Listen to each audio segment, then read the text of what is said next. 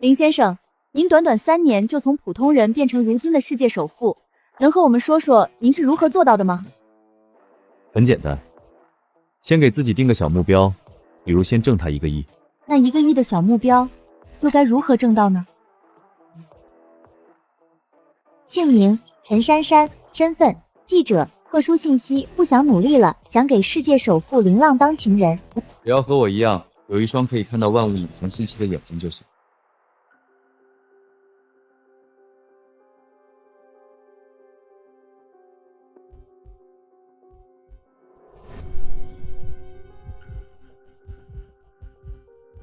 我重生了！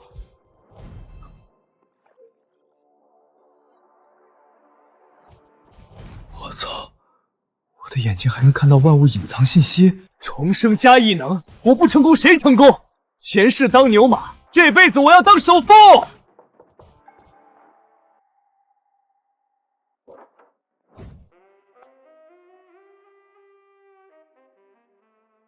小浪，你都欠我3个月房租了，还打算拖到什么时候啊？姓名：顾可晴，身份：拥有5栋楼、2家公司的双偶单身大富婆，身家5亿以上。隐藏信息：想和林浪生孩子，或者你可以选择用其他方式支付。啊？什么方式？顾姐我呀，想要你给我一个孩子。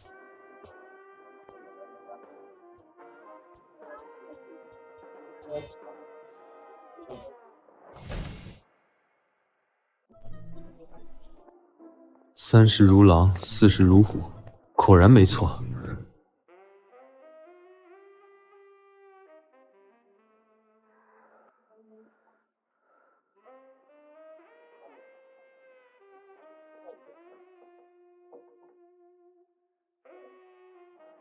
姑姐说以后她养我，但我是男人，怎能吃软饭？小哥，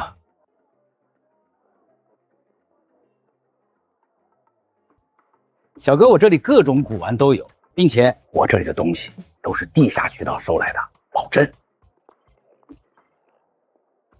一堆现代仿品，这老板真是睁眼说瞎话。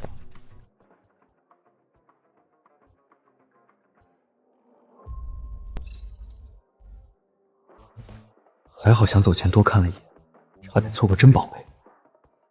老板，我来古玩街没带多少钱，这些东西看着就贵，我恐怕买不起。小哥，我这里便宜的也有啊，这些铜钱和银元100块一个，也全都保真。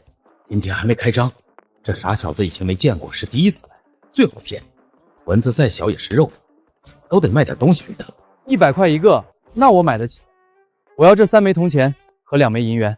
老板，这个铜钱都垫桌子了，当个赠品送我呗，我下次还来你这儿买。好好好，送你了。10块钱1斤的东西，卖100块一个，赚大了。500块换价值100万以上的咸丰元宝，真是血赚。小哥，你手里的咸丰元宝能给我看看吗？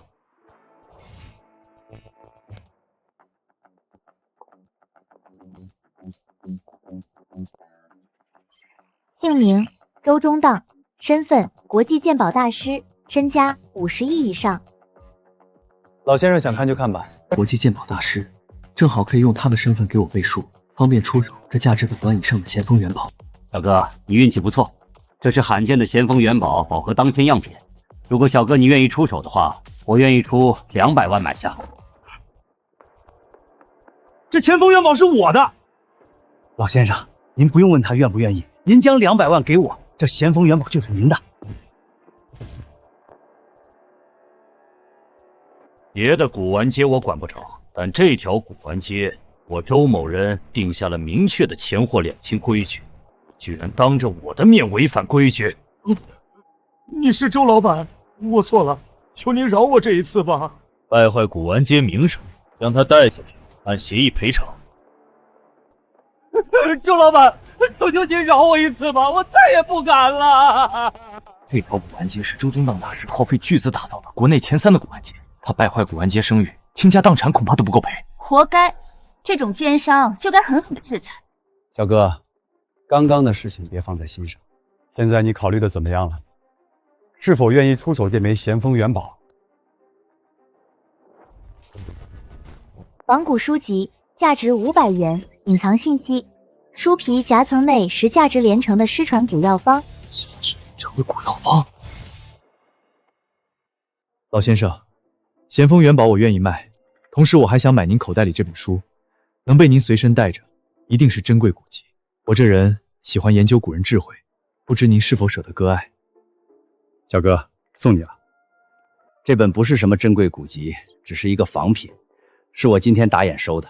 不过里面内容是真的古籍内容，不影响你研究古人智慧。老先生，一码归一码，您是花了钱买的，我不能白要，您开个价，我才能心安收下。万一以后他发现夹层里的秘密找我麻烦呢？钱货两清最稳妥。小哥有原则，这本古籍算是仿品大精品级别，你给个500块吧。小哥，你留个银行账号给我，我稍后会安排财务给你转账。小哥，我每个周末都会在古玩街最里面的周氏典当行坐镇，你如果有宝贝，随时来找我。那以后多多打扰了。以后不愁全能之眼捡漏的宝贝没有销路了。只要是宝贝，我高兴还来不及。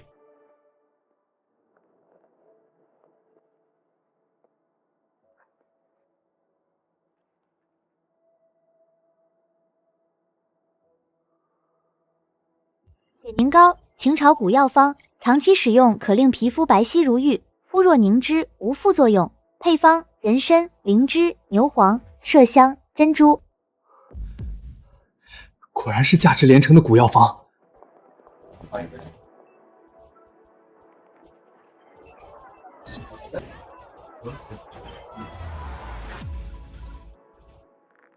血凝膏的作用，在美白护肤品中绝对是降维打击的存在，只要能上市，必能大赚特赚。现在该考虑的就是如何才能让血凝膏进入市场开始赚钱了。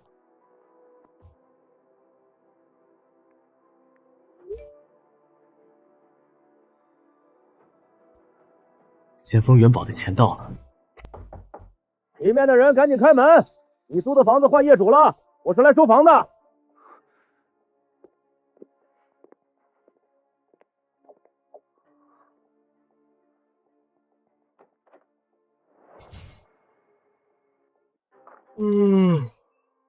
这栋楼2小时前已归长和集团所有，原业主顾可晴不再持有产权，你没有租赁合同，今晚12点前必须搬离。顾姐的楼没了，上一世没出过这种事啊！能告诉具体情况吗？顾可晴的楼怎么就变成长和集团的了？我只负责清退住户，不清楚原因。你只需要清楚你12点前搬走就行。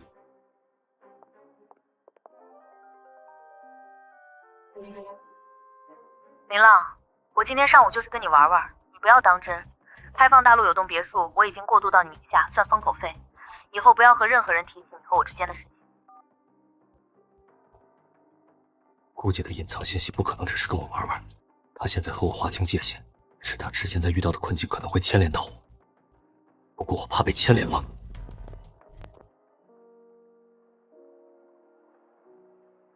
顾可晴，你这个贱人！你说你要跟你丈夫守情3年，所以不愿意接受我。我以为你对感情忠诚，越发喜欢你，甘愿等你3年。你守节的这2年，我倾力帮你，硬生生让你的身价翻了数倍。但你这个贱人，守节期间和别的男人翻云覆雨，这就是你所谓的守节。顾可晴，你用守节耍了我2年，我会让你知道耍我的代价是什么。我栋楼盘旗下公司全部被长和集团正式接手。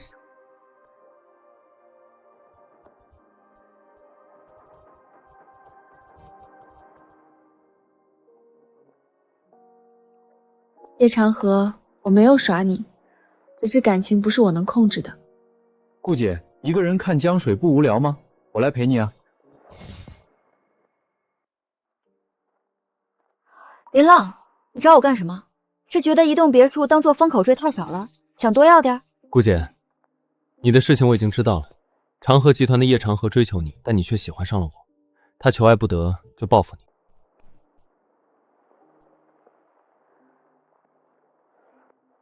你为了我不被叶长河报复，才和我切割。小浪，你都知道为什么还来找我，不怕被报复吗？顾姐，我要是怕，就不会来找你了。小浪，顾姐没有看错你，你是有担当的男人。小浪，我们离开香城吧。你顾姐我还有一家美妆公司，把它卖掉，足够我们在其他城市吃喝不愁了。顾姐，你舍得卖吗？在隐藏信息中，1年前顾姐看中美妆市场的未来，抵押了名下全部身家，开创了美妆公司。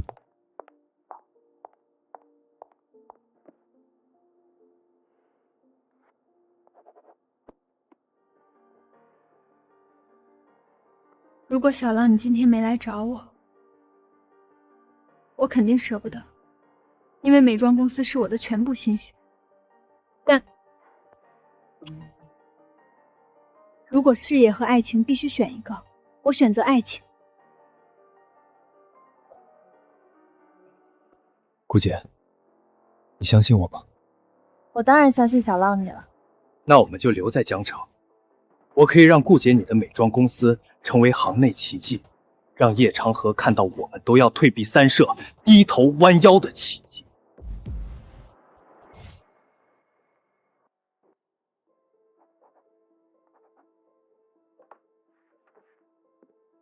顾姐，你看看我写的东西。小浪，这雪凝膏的作用真的如这上面写的这般吗？当然。小浪，这雪凝膏哪怕最终效果只有上面的1/10，那都是美妆中的龙头产品，只要上市，我们的美妆公司就是美妆行业巨头，叶长河的长河集团都要低头的巨头。我现在没有多少钱了，这药方上的药材都比较珍贵，想要量产，需要投入起码1个亿以上的资金。钱你不用担心，我来想办法。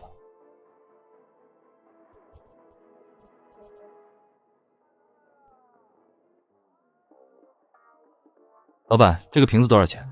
嘿嘿，这个瓷瓶是雍正官窑，18000，拿走。老板，一个2周前的仿品，你说它是雍正官窑，是不是有点过分了？这小子眼力这么厉害，居然连我做出仿品的时间都看出来了。小哥，古玩讲究的就是一个眼力辨真假，您是个高手，连我做出的时间都看出来了，我服你。我还要做生意，还请小哥高抬贵手，别拆我台。作为代价，我这摊位上您有什么瞧得上的东西，尽管拿走，我送您了。老板，我从不占人便宜，你虽然嘴里没实话，但摊位上仿品质量不错，我买回去可以骗一骗外行，给个实在价吧。多谢小哥高抬贵手，我这摊位上不管是我做的仿品，还是一些不值钱的老物件，100块一件，您随便挑。就这几件吧，给我包起来。好嘞，我这就给您打包。除了20块钱收的假的不得了的宣德炉，其他都是我自己造的，成本最多30。小子，你眼力再高也没用，只要你买，我高低都要赚你的。被人故意作假的明朝珍品宣德炉，隐藏信息：用锤子轻敲炉边，击碎作假的外层，即可恢复真品样貌，价值1000万到1500万之间。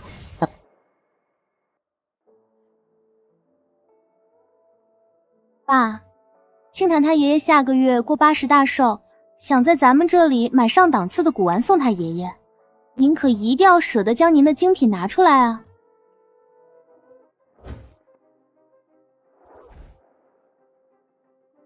姓名：周梦瑶，身份：周中当赌女，隐藏信息：喜欢刺激的富家女。姓名：洛清堂，身份：山海商会的会长女儿。隐藏信息：有一个网恋6年没见过面已经去世的网恋对象，以下是网恋对象的账号和密码。小哥，你这是淘到宝贝，想来找我看看？是啊，淘到了一个还不错的宝贝，想来找老先生长长眼。他是谁啊？一个有原则、运气也不错的小伙子。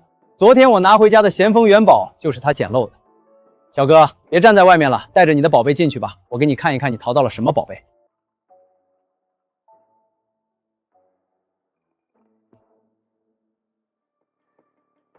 小哥，你这个明代宣德炉确实有正品的一些痕迹，但古玩只要有存疑，那它就是假的无疑。你这件宣德炉假的痕迹太多，是质量极差的赝品。爸，你看完了就快点拿出你的珍藏，给清汤挑一挑吧。好，我这就拿出一些我的稀有珍藏给洛小姐看看。小哥，你也不要太失望，古玩这一行就是要经历过很多次打眼，才能培养出眼力，吸取这次教训，下次这种级别的赝品，你肯定不会再上当。老先生，请慢。老先生，能否给我拿一个小锤子？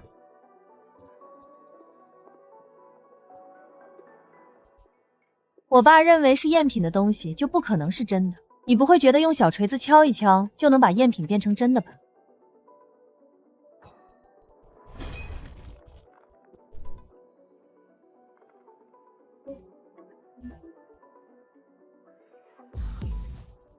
那个赝品成真了。特征全对，这是明代珍品宣德炉，保底价值1000万以上。小哥，你还真是深藏不露啊！我原本以为你捡漏咸丰元宝只是运气好，但通过它，我才明白当时你是故意压价买下的咸丰元宝。这个宣德炉我都没有看出来它是被故意作假，你却看出来了。你不可能是靠运气捡漏的咸丰元宝。古玩最讲究眼力传承，小哥，不知道你师承何人啊？老先生，我没有师承。我和您说过，我喜欢研究古人智慧，古玩知识就是我研究古人智慧领悟到的东西。自学成才，天赋异禀。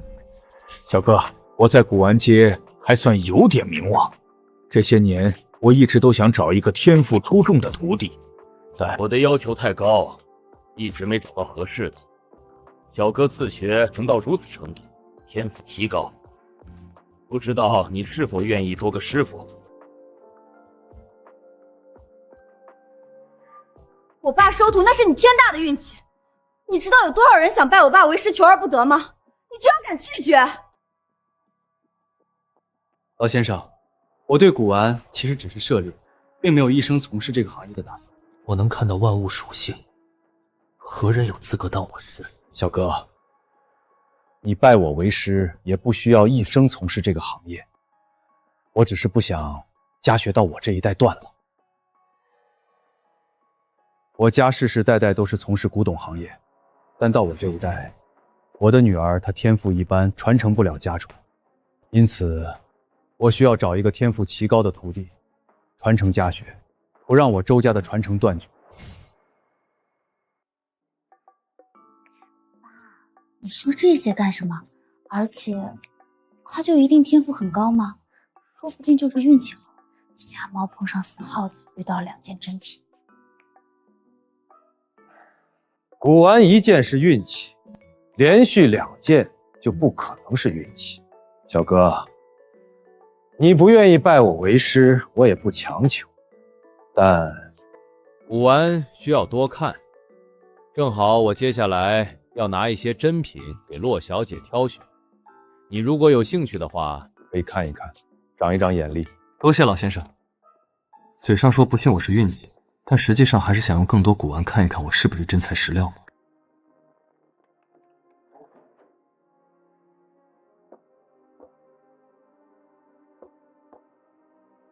爸，这些都是什么啊？可以让青檀他爷爷满意吗？您可别拿一般货色糊弄我们啊！梦瑶，这些都是大珍品，你也算是跟着我耳濡目染这么多年，没让你有多厉害，但你也不能东西好坏都看不出来啊。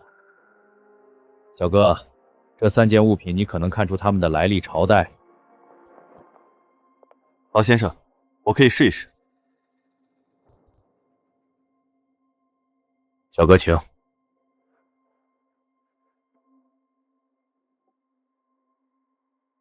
名称：明代田黄印系，来历大匠人陈德的作品，价值700万到900万之间，隐藏价值无。老先生，这应该是明代田黄印系，这刀工匠艺我在书里看到过，莫非是出自明代大匠人陈德之手？小哥好眼力，他就是出自明代大匠人陈德之手。小哥，你继续看。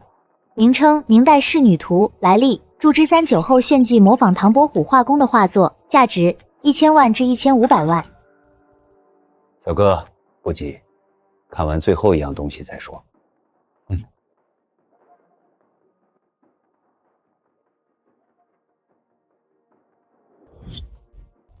鬼谷医经，来历：鬼谷子一脉的传承医书，价值300万至800万。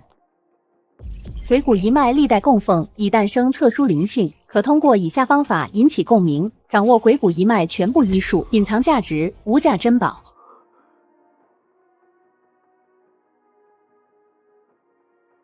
雪凝膏也在价值连城，这鬼谷一经居然是凌驾雪凝膏之上的无价珍宝，不管付出什么代价，我都要想办法将其买下。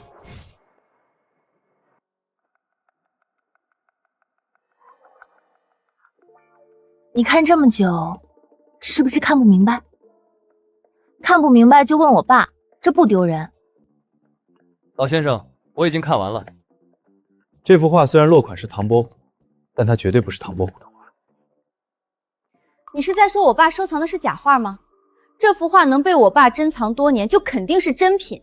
我没说它是假的，我只是说它不是唐宝虎的真迹。这落款3个字，神韵酷似唐宝虎，但笔锋细节藏着祝枝山独有的书法风格。老先生，如果我推测没错，这幅画是祝枝山仿唐宝虎的画作。小哥说的没错，这幅画我潜心研究了接近2年，才最终确定它是祝枝山的仿作。你一眼看穿本源，这份古玩灵性堪称100年难得一见。老先生过誉了，我只是运气好，对祝枝山的书法有所了解，才得出结论。小哥，古玩界没有运气，你能认出就是实力，不用过多谦虚。小哥，你在这本古书上停留许久，莫不是有什么疑惑？这本古书根据其内容，可以得出它的名字叫《鬼谷医经》。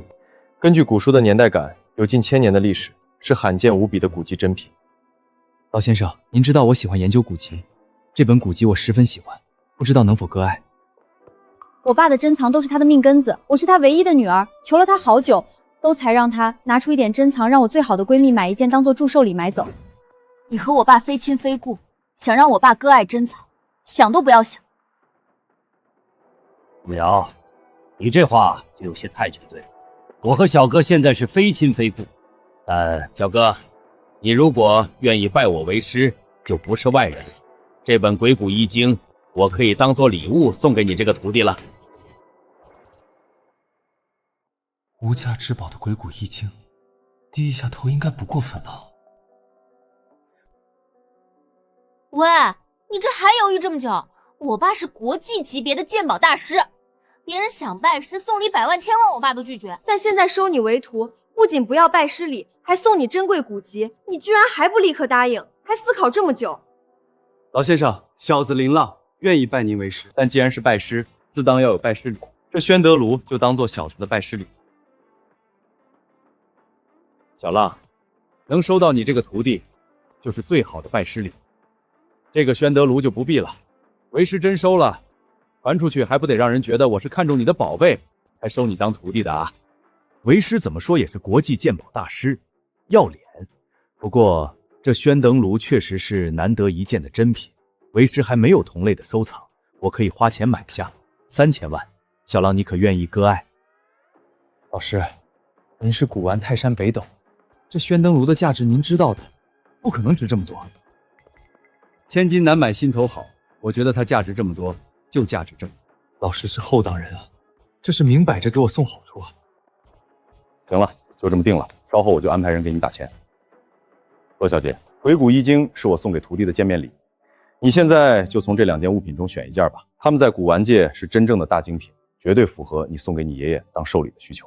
就这幅祝枝山仿唐伯虎的古画吧。好，我现在就给你包起来。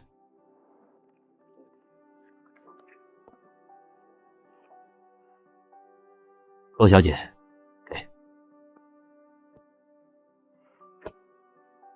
多谢伯父割爱。青檀，你最该感谢我，如果没有我，我爸才不可能舍得割爱他的珍藏呢。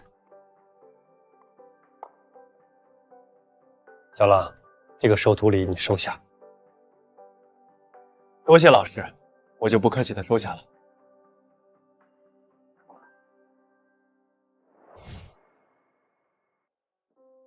顾姐，这卡里有3000多万，你先拿着用来前期投入，后面的钱我会继续想办法。小浪，这么多钱，你是如何弄到的？顾姐，放心吧，这钱干干净净，是挣到来的。你男人我在古玩上有天赋，在古玩街捡漏了宝贝，并且还得到了鉴宝大师周中荡的欣赏，拜了他为师。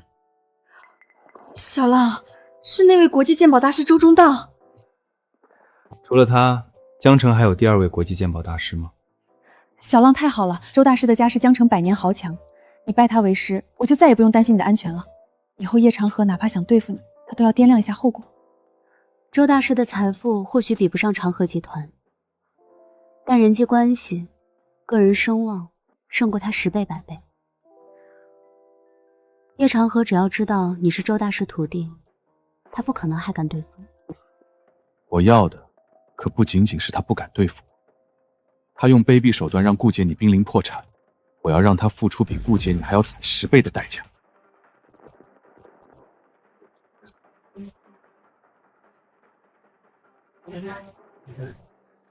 鬼谷医术，在于己，在于术，在于道。隐藏信息中说，读完10遍鬼谷易经就可以产生共鸣，掌握鬼谷一脉全部医术。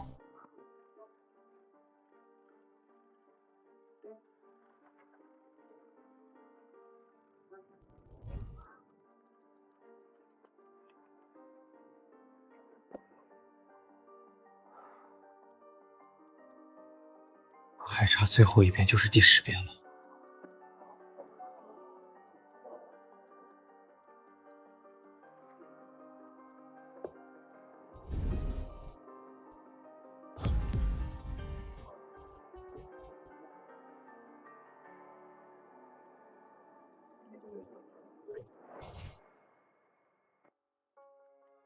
鬼谷易经，不愧是被全能之眼评为无价之宝的物品。里面的鬼门13针，癌症这种现代医学的绝症都可以轻松治愈。鬼谷易经中居然还有传说中的气功，用气功进行以气御针，可以让一个大限将至的濒死之人强行续命5年。有此神乎其神的鬼谷医术傍身，我算是真正拥有应对一切情况的底气。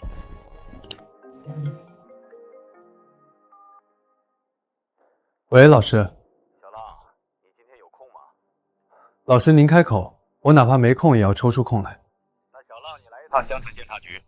江城监察局，江城监察局昨天查获了一批非法倒卖的古董，我受邀来鉴定这些古董真假以及分类。小浪，你的眼力不比我差多少，正好来帮帮我的忙。同时，我给你介绍一些古玩界的老朋友，让你认识一下。好的，老师，那我现在收拾一下就过去。好，我先在江城监察局等你。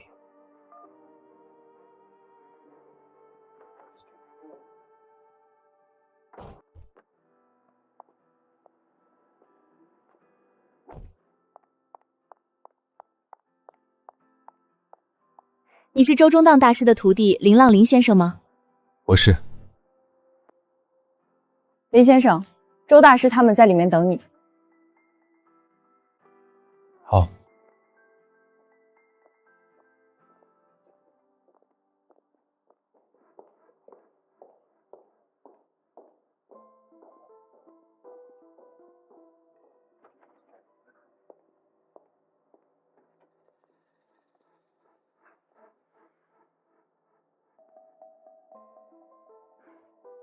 小浪，你来了。白老，这就是我说的徒弟，天赋之高，眼力之强，世所罕见。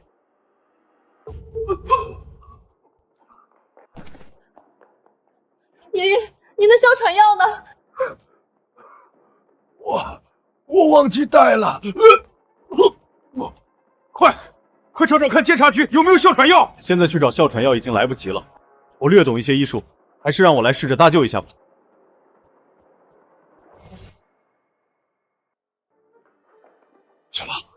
你可有把握，别好心办坏事。老师放心吧，我看的医术古籍比我看的古玩古籍还要多。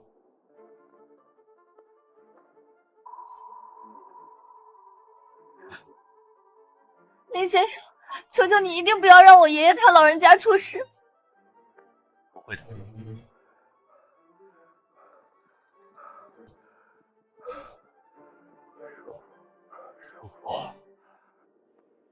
林小友，给我继续按按吧。自从有了这哮喘后，我从来没有一天这么舒服过。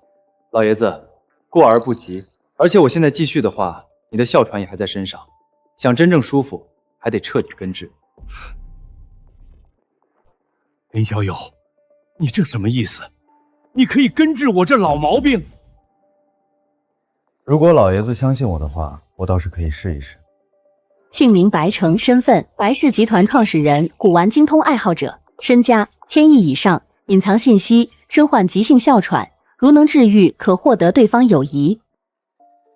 姓名白如，身份白氏集团继承人。隐藏信息：不服凌浪可以拜师周中荡，自己拜师被拒绝，如可以让其心服口服，可获得其崇拜。小友，你给我压这几下，就让我一辈子没这么舒坦过，我肯定信你。我这病，我几乎找遍了世界所有厉害的名医，但都解决不了。如果你能根治我这老毛病，我白城保证必有厚报。老爷子，厚报就不必了。您是老师的朋友，我如果要您报答，老师不得将我逐出师门啊？小浪，有好处你干嘛不要？白老那可是国内数1数2的大户，他的厚报那是不要白不要。小友就不必推辞了。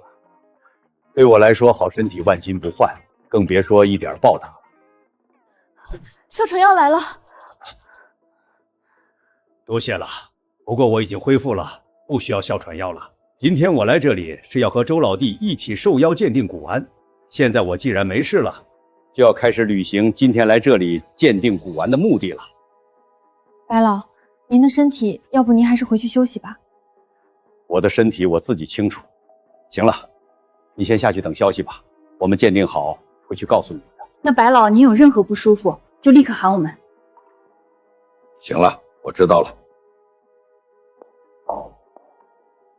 林浪，首先我谢谢你救了爷爷，不过术业有专攻，你医术厉害，我不信你鉴定也一样厉害。我已经有高级鉴宝资格证，周大师都说我天赋不高，不能收我为徒。你什么证书都没有，周大师就收你为关门弟子，我不服，我想看看你到底是不是真的那么厉害。哈哈哈哈！这外面的古董，我刚刚已经和白老看的差不多了。小茹她既然不相信你鉴定厉害，不妨就用它们展示一下你的鉴宝能耐，好让小茹知道，我收徒真的是看天赋，不是随便收的。好的，老师。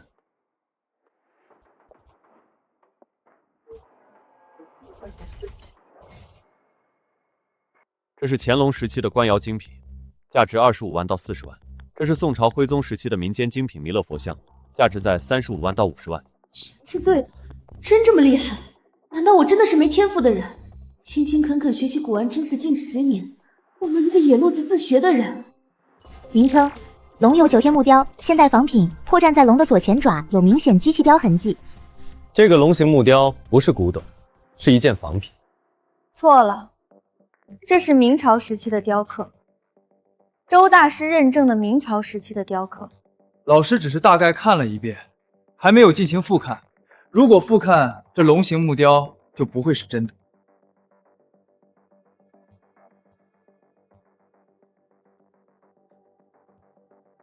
终究是上了岁数，眼力不如你们年轻人了。这个龙有9天木雕确实是仿品，左前爪有明显机器打磨的痕迹。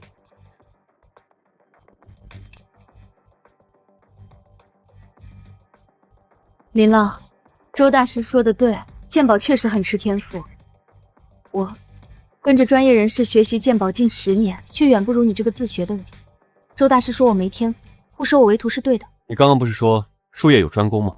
可能我的天赋在此，而你的天赋不在此。小友，你说的没错，我这个孙女古玩天赋或许一般，但她的商业天赋绝对是最顶级的。在她大学时候，我只给了她100万当做创业资金。大学毕业，她创办的奶茶店就已经发展成几百家的连锁，如今市值过亿。小茹，你不用妄自菲薄，觉得自己不聪明，你只是天分在其他地方而已。爷爷，我明白了，以后我重心不会再放在鉴宝上了，因为我再怎么努力，也不可能在鉴宝上超过眼前这个人。白如对林浪鉴宝能力心服口服，好感巨幅成伤。小浪、小茹，外面的那些古董其实都比较普通，这个房间里面的才是真正珍贵至极的宝贝，它们都是1等国宝级别的文物。监察局请我和白老来的最主要的目的，就是鉴定这3件物品是否是真的，是否被不法分子调包。国宝不容有错。小浪，你眼力最好，你先来看看这3件国宝是否有存疑。老师，我也不一定全对，如果有错，还请您查漏补全。小浪，你放心看，老师相信你的眼力。名称白玉佛头，来历5周时期宠臣送给武则天的寿礼，价值1亿至1.8亿之间。这尊白玉佛头是唐朝5周时期的，我的鉴定是真品。小浪，你继续看，全看完再给鉴定意见。好，那我看完再说。大将军黄金面具，来历辽国皇帝赏赐给打胜仗将军的凯旋面具，价值3000万至8000万。将军剑定运剑，来历被误认为明初某个将军的佩剑，让其恢复尧者斗祖气，即可获得这缕国运。此后3年可鸿运加身，一帆风顺。老师，白老，我鉴定完了，他们都是真品。小浪，那接下来就让我还有白老再进行2次鉴定。钟大，你不要捧我，什么和我2次鉴定？我只是个古玩爱好者，你才是鉴宝大师，我就跟着你凑凑热闹而已。白老，您可不要谦虚，您的鉴定水准绝对不弱于鉴宝大师。二老，你们别互相吹捧了，快开始2次鉴定吧。不浪费时间了，我们这就开始。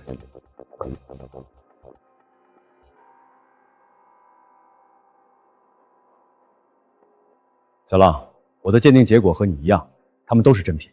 对，无论是佘天佛头，还是辽金大将军面具，又或者是明代将军剑，都是真品。周老、白老，这把剑叫明代将军剑？不错，它的风格就是明初时期的将军佩剑风格，因为工艺精美，被认定是某个大将军的佩剑，被评为1级文物。老师，这把剑不是明代将军剑。小浪，没错，这绝对是明朝时期的风格，朝代不可能错。老师，朝代没错，我说的是这把剑不是将军剑，而是帝王剑。帝王剑？林浪，你是不是看错了？林浪，虽然我鉴宝水平不如你，但这把剑风格很明显就是将军风格。明朝有一位帝王，他前期的路子可是实打实的将军路子。小友，你说的是朱棣？不错，就是朱棣。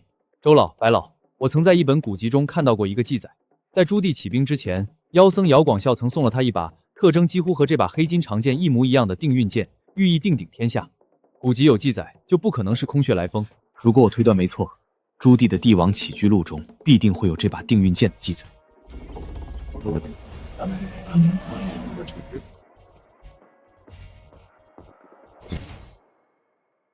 老周，我找到了这段记载，你听着。建文元年，黑向姚广浩赠朱棣定鼎天下剑，通体黑金。老陈，麻烦你查询了。老周，你和我客气什么？记得下次请我吃饭。好，我一定请你吃大餐。小浪，你这次可是立下了大功，原本只是1级文物的将军剑，现在直接变成特等文物，还不是普通的特等文物，这可是有巨大历史意义的帝王平天下寓意的帝王剑，说不定能评入10大国宝级文物了。小浪，你这个眼力真可谓是鉴宝行业第一人了，我不如你太多。说实话，我现在怀疑我有没有资格收你当徒弟了。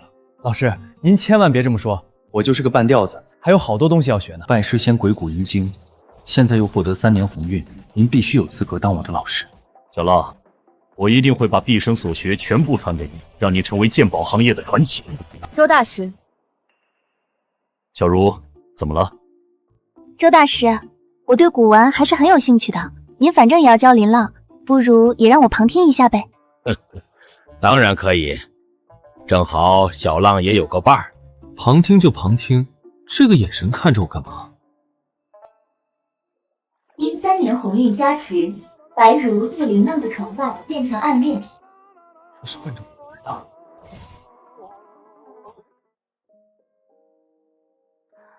小浪，今天有件事说出来，你都可能不信。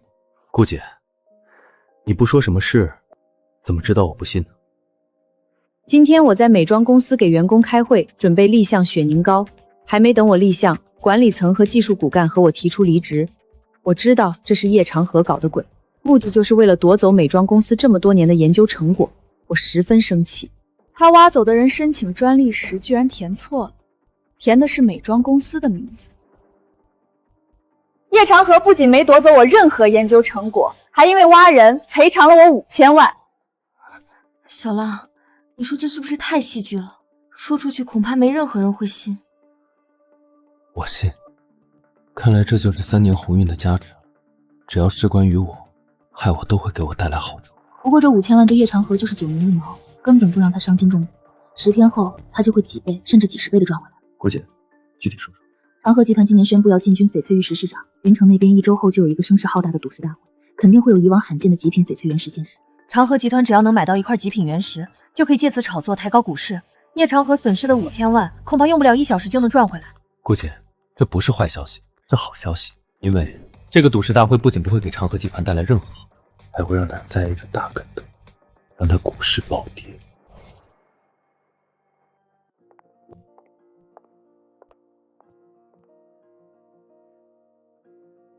小子，就是你说用中医针灸之法能治好白老的哮喘气急？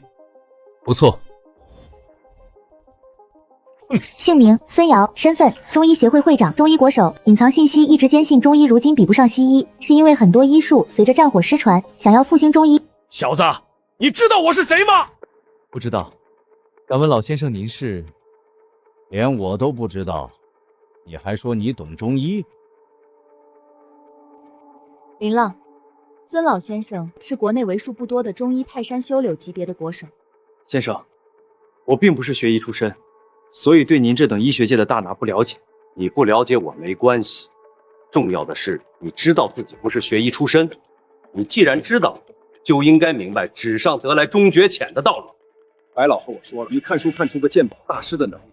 我承认你天赋异禀，聪明无比，但中医和鉴宝能一样吗？是光看书就能看出来的吗？我出生医学世家，10岁跟家人学医，耳濡目染多年，又亲手诊治病人数千人，才敢说自己懂中医。可你呢？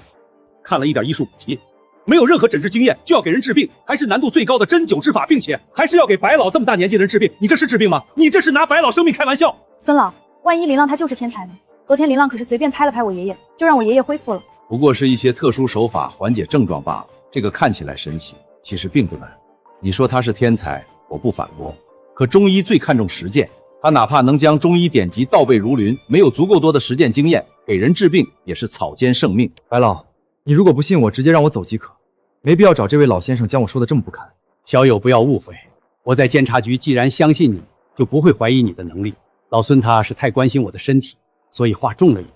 白老，我刚刚说的不够明白吗？他就是一个半吊子，您还要让他给你医治？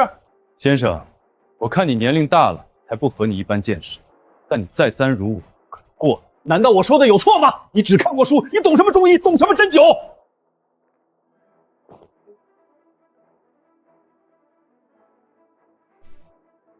你说我不懂针灸，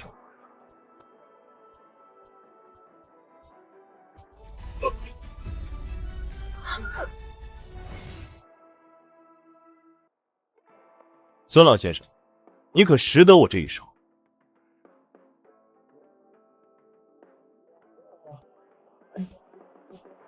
气玉针，存在于传说中的以气玉针，居然真的存在！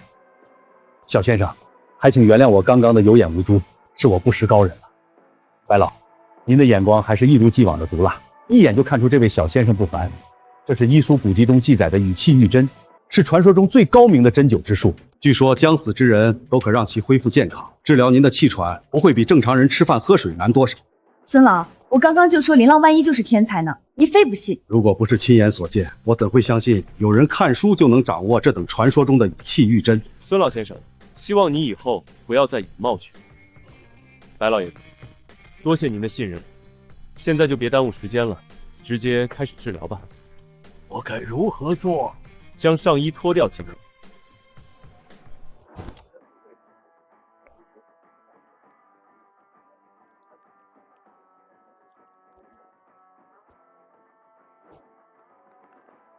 舒坦，舒坦！我从来没有一天有现在这么舒坦过，神清气爽，神清气爽啊！林浪，我爷爷他现在是已经被治好了吗？已经好了。如果不信的话，可以去医院做个具体检查。不用检查了，我自己的身体我自己清楚。以前有哮喘，我呼吸重一点都难受，现在不仅不难受，还很舒服，这我肯定是好了。确实不用检查了，白老的哮喘已经好了。中医望闻问切中的望字诀，我还算精通。白老以前我一眼就能看出有疾在身，但现在已经正常无比。肖先生，中医如今在世界上举步维艰，还请您加入中医协会，壮我中医。老先生，我这人不太喜欢受约束，所以不约束。肖先生，您不会有任何约束。我就是如今中医协会的会长，我可以特邀您为中医协会荣誉会长，职级和我相当，没有任何人可以约束得了你。孙老先生，我这个年龄恐怕不够格吧？达者为师，谁敢说不够格？小友，老孙他都这么说了，你就答应他吧。林浪，我爷爷说的对，你就别推脱了。孙老，那我就试试。好，好，好，我回去就特事特办，给你将荣誉会长的身份办下来。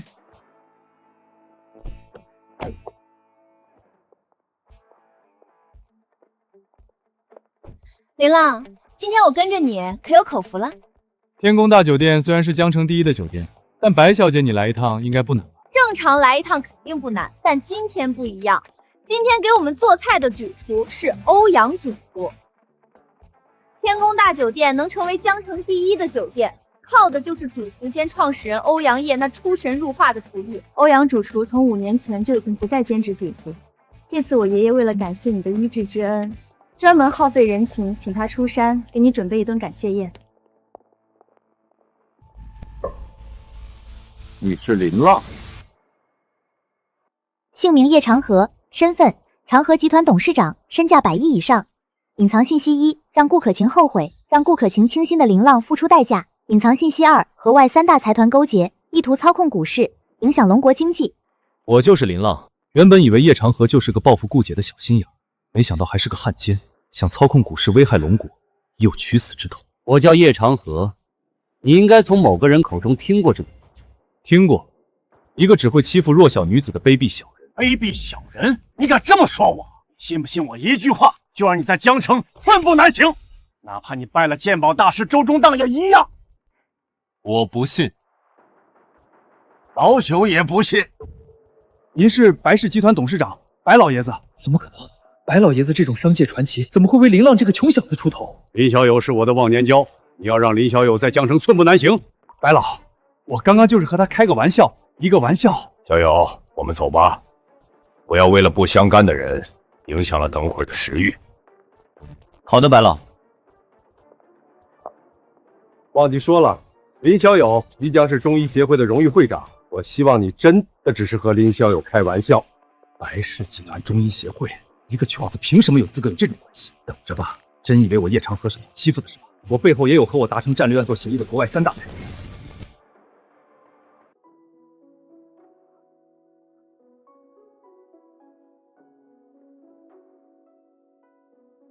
白老哥，这8道开场菜你们先品尝，我现在去准备后续的菜肴。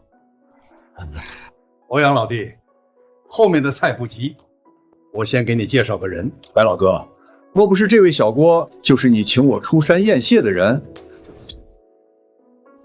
姓名欧阳业，身份天宫大酒店创始人、御厨传人，身价20亿以上。隐藏信息：被妖洞折磨，谁能治好，愿赠送天宫大酒店20%的股份。他叫林浪，一个医术神乎其神的人，困扰我多年的哮喘就是他治愈的。欧阳老弟，厨师越老越厉害，你退出厨艺界是因为你的腰痛无法缓解吗？现在让你重返厨师行业的机会来了，只要你能求得林小友出手，你的腰痛轻而易举就可以治治。白老哥，医师和厨师一样，都是越老越厉害。这位小郭这么年轻，真有你说的这么厉害？我说厉害，你可能不信，但老孙你是知道的，他的话你肯定要信了吧？林小先生医术胜我10倍100倍，我已经特邀林小先生成为中医协会的荣誉会长。小哥，还请原谅我以貌取人，请你出手诊治我一案。我这腰疾困扰我5年，每天我最多站立1-2个小时，就会疼痛难忍，苦不堪言。小哥，只要你能治好我，我愿意用天宫大酒店20%的股份当做报酬。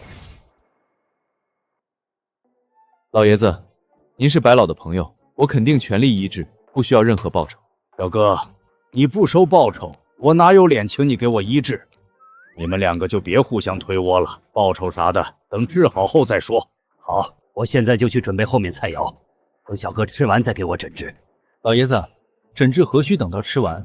而且等我们吃完，恐怕您又该腰痛难受了。我现在给您治好，你不用忍痛准备菜肴，不是更好吗？小哥，你说现在就治好我？你这种腰痛只是小病，扎1针就好了。欧阳老弟，我的哮喘就是林小友1针扎好的，前后不超过2分钟。林小哥，还请您施针诊治。老爷子，你转过去，掀开衣服，露出后背就行。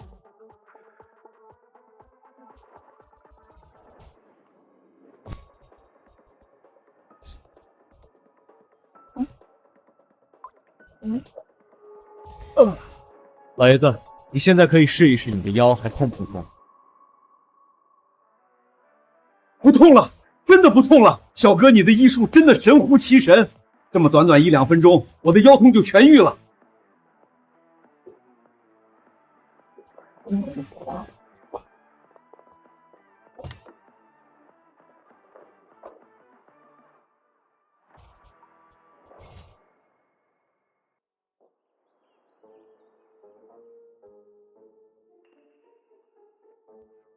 老师，您这什么意思？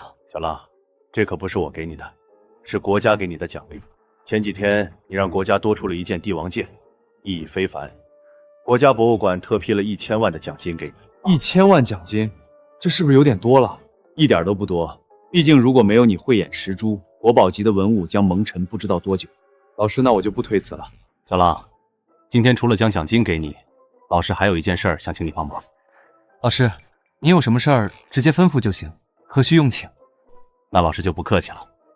小浪，我想请你和他们2个去一趟云城。去云城？近期云城那边有一个古玩拍卖会，梦瑶和青图他们2个想去见识一下，但又怕买到差的东西，所以就想请我或者小浪你跟他们去一趟，帮忙长眼。我近期抽不开身，没办法和他们去，所以才想麻烦小浪你和他们去一趟。你的眼力已经超过了我，你跟着去，结局可能比我去更好。老师，您可别这么说，我还有很多要学。去云城我答应了，正好我过几天也要去云城，顺便的事儿。小浪，你也要去云城，莫不是也是冲着古玩拍卖会去的？如果不是老师您说，我都不知道这个古玩拍卖会。我去是奔着云城即将开始的赌石大会去的。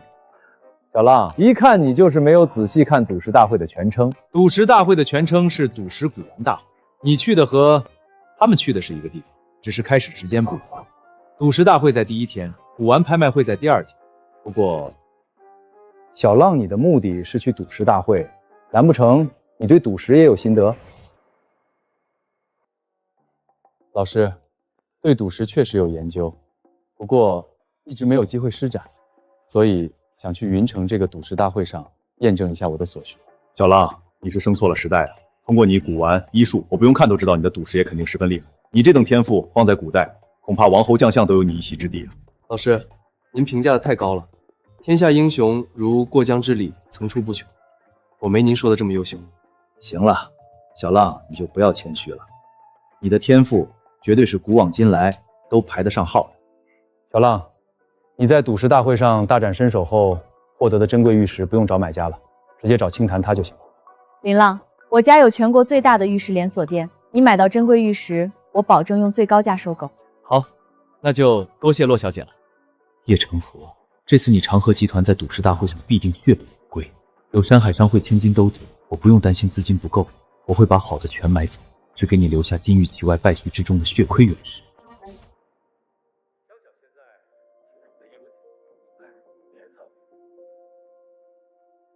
小浪，这个给你。这卡里面有6000万。顾姐，你这是什么意思？小浪，你不是要去赌石大会阻止叶长河买到好的运石吗？这就是我支援你的启动资金。这是雪凝膏的启动资金，你给了我，雪凝膏怎么办？小浪，你上次给我3000万，叶长河赔了我5000万，这卡里就6000万，我已经拿了2000万投入雪凝膏了。雪凝膏量产不是一蹴而就的事情，前期2000万足够用上1-2个月了。小浪，你又不是将6000万血本无归，你是带着它去赌石大会赚钱的，到时候这6000万变成6个亿，甚至更好吗？顾姐，你就不怕我将这6000万败光了？我相信小浪你，就算亏掉也没事儿，就当交学费了，反正这钱也算是意外之福。不会亏的，因为我的眼睛能看穿一切。浪哥，这里的原石都是主办方已经挑完了的，基本没有什么好的原石了。3个小时后的原石拍卖大会上，才有能出极品翡翠的原石出现。梦瑶，古玩拍卖会上的古玩基本都是真的，但为什么还有很多人喜欢去古玩街的路边小摊买呢？无论是古玩还是赌石，追求的就是在一堆破烂中捡漏珍品。原来如此，我明白了。总算糊弄过去了，我哪里是喜欢捡漏，实在是拍卖的原石动不动就1000万起步，我不捡漏一些，光靠手里的资金哪够和叶长河争啊？老板，这块原石怎么卖的？1块废料，基本不可能有翡翠。小哥，你如果买的话，1000块拿去玩吧。好，我要了。小哥，这块原石是你的了，要不要现在给你解开，给个500块解墓费就行？可以，不过要按照我画的线来解释。小哥，你是老板，肯定你怎么说，我怎么做。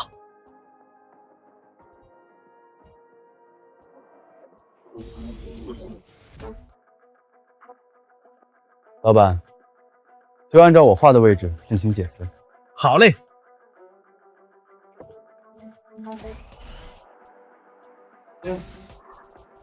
我操，这个小哥捡大漏了！这个废弃原石中也能出翡翠？这不是普通翡翠，如果我没看错的话，这好像是冰种级别的翡翠啊！发了啊，这起码价值1000万以上吧？如果有这个小哥画的那么大的话，1000万前面得带数字。小哥，别解了，万一垮了就亏大了。现在就一个角，我愿意给你担风险，100万我要了。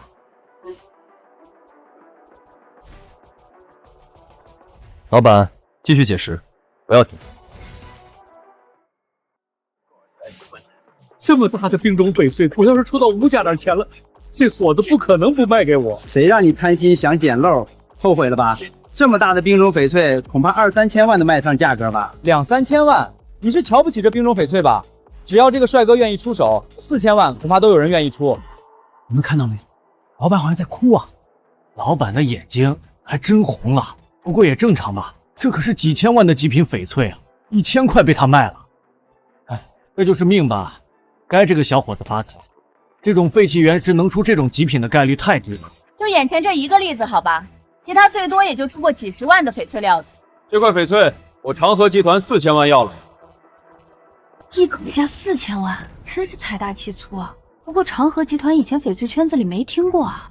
长河集团是江城那边的龙头企业，市值几百亿。不久前刚宣布进军翡翠行业，你没听过？正常。将你卡号说出来吧，我现在就安排人给你转账。不够，人要知足。你这块冰种翡翠虽然极品，但4000万也顶天了。出不起价就不要装大嘴。我说4000万不够，现在你这块翡翠我只出3000万。这长河集团怎么回事？降价买？是啊，4000万别人都不卖，还降价，那更不可能卖了。这小伙子贪心坏事了，原本4000万，现在只能卖3000万了。为什么？长河集团和今天在场很多顶级翡翠行老板达成战略合作，长河集团降价的翡翠，没人会得罪长河集团继续抬价的。刚刚有人说对了，长河集团已经和很多翡翠商达成战略合作，你这块翡翠，我说3000万，没人敢多出1分钱。你说没人敢就没人敢了吗？我出5000万。刚才是谁说5000万？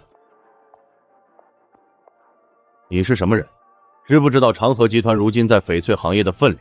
跟我竞价，你最好掂量掂量后果。长河集团，一个刚入行的暴发户而已，有什么分量？你敢瞧不起长河集团？这块冰种翡翠，我代表山海商会出价5000万收购。你长河集团想要，就按赌石圈的规矩来，价高者得，跟我竞拍。山海商会是那个横跨地产、能源、金融、翡翠珠宝的山海商会吗？龙国还有第2个山海商会吗？难怪不把长河集团放眼里。在这位面前，长河集团确实就是刚入稳的暴发户。该死，山海商会的人会出现在这种地方。这块翡翠既然是山海商会看上的，那我长河集团作为刚入行的小辈儿，自然是不敢相争。还以为你长河集团多有钱呢，原来也不咋样。忍住，一定要忍住。如果和山海商会这种巨无霸产生冲突，我这个总经理一定会被叶总当场开掉。既然不和我竞拍了，还不走？又或者是后悔让给我，想留下来继续和我竞拍？不敢，我这就走，这就走。还真是来的潇洒，走的狼狈啊！谁让他太狂，真以为长河集团能横着走啊？浪哥，你真厉害，能从废料的原石里面找出沧海遗珠。也是带了一点运气成分。罗小姐，多谢你给我解惑。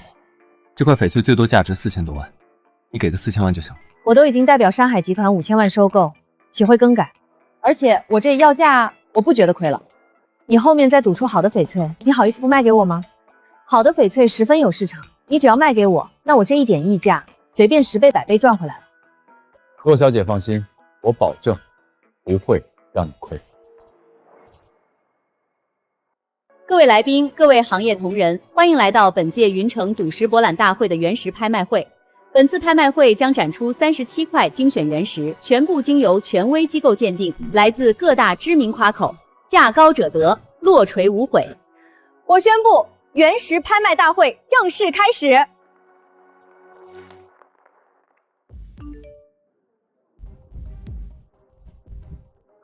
林浪，你的眼力真的是旷古烁今，举世罕见。青塘，你怎么了？梦瑶，你还记得拍卖会开始前，林浪在路边摊买的那15块原石吗？记得啊，我们陪浪哥跑了20-30个摊位，挑了2个多小时。在原石拍卖会开始前，林浪让我帮忙给他买的15块原石解石，这是解石工作人员发来的信息。整批翡翠总估值3.2亿。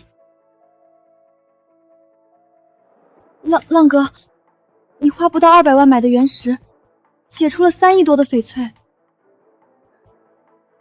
也算运气好，买到的都是特征很明显的好料子。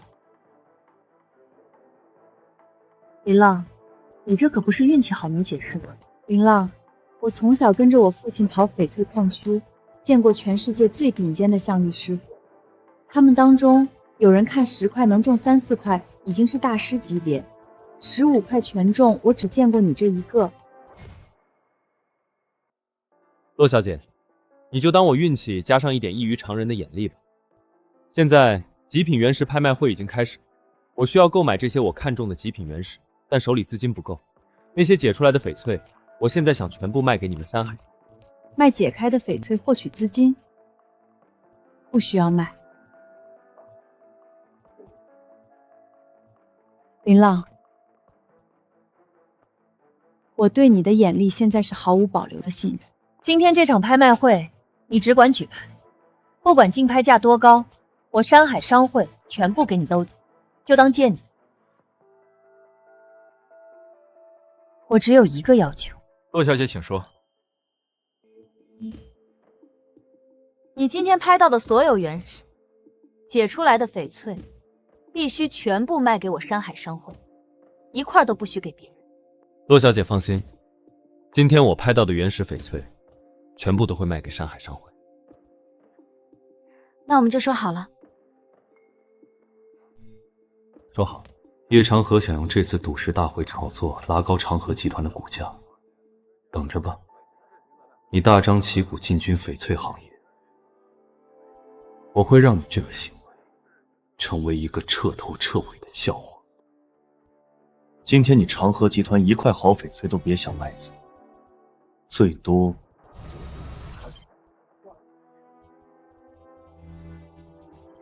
让你买到一些金絮其外败絮其中的原石。名称：露出一角冰种翡翠，价值3000万至8000万。隐藏信息：金絮其外，败絮其中，只有一层橡皮是翡翠，真实价值为3000元至8000元。各位，这块露出一角的冰种翡翠原石起拍价3000万，现在各位可以出价了。我长河集团出价3500万。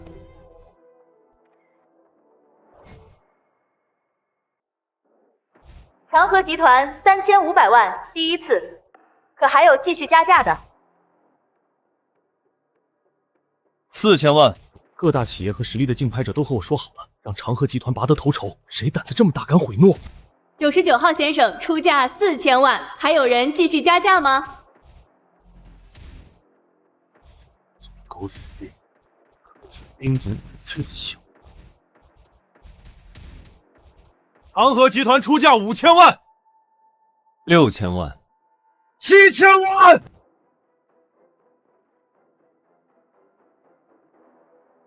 目标人物陆谈，隐藏信息，底价7000万，超过1分都让给林浪，让其亏损最大化。你的底裤都被我看穿，还想让我亏？你们长河集团想要高价翡翠抬高了股市，我偏要让你们囤一堆破烂，让你们家坠入谷底。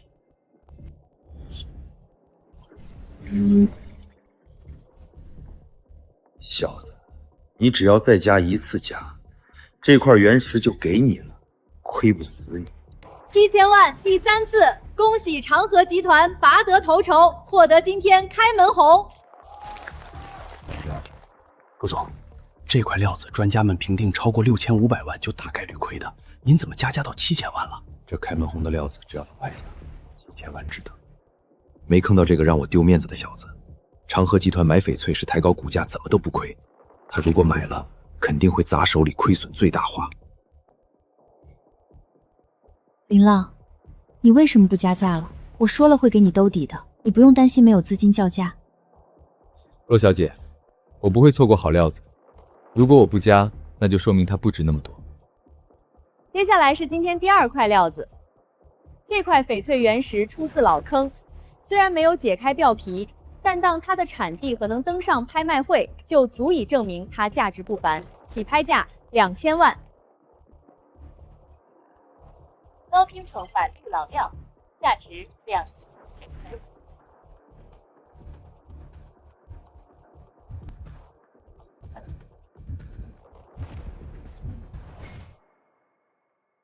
长河集团出价2500万，2600万，2700万，2800万。老陆，第1块开门红的好料子我们已经让给你了，后面你再想竞拍就按规矩走了。放心，我长河集团既然入行翡翠，肯定会遵守规矩。我长河集团出价5000万。这才叫价到3000万，长河集团直接抬价2000万，这没任何出绿的原石，他抬这么多不怕亏吗？对于长河集团这种新入行的大企业，不怕亏，怕的是没有好料子打响名声。这叫价完全是破坏市场啊！我们只管叫价，超出评估我们就让了。长河集团再有钱，还能包全了不成？迟早轮到我们买到原石的机会。8号长河集团出价5000万，还有更高的吗？5000万第1次，5000万第2次。6000万。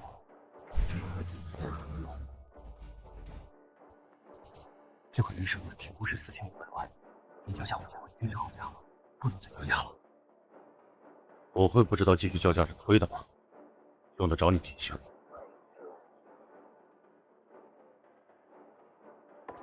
恭喜99号先生以7000万成交这块老坑原石。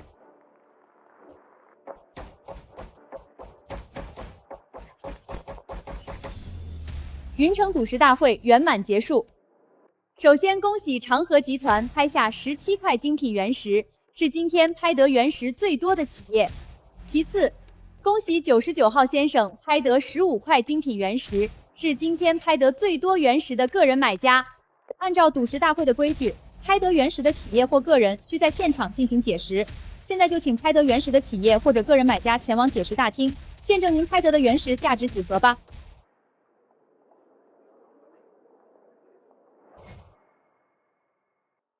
骆小姐，这个好运的小子能有这么多钱和我竞拍，想必是有你在后面抖底吧？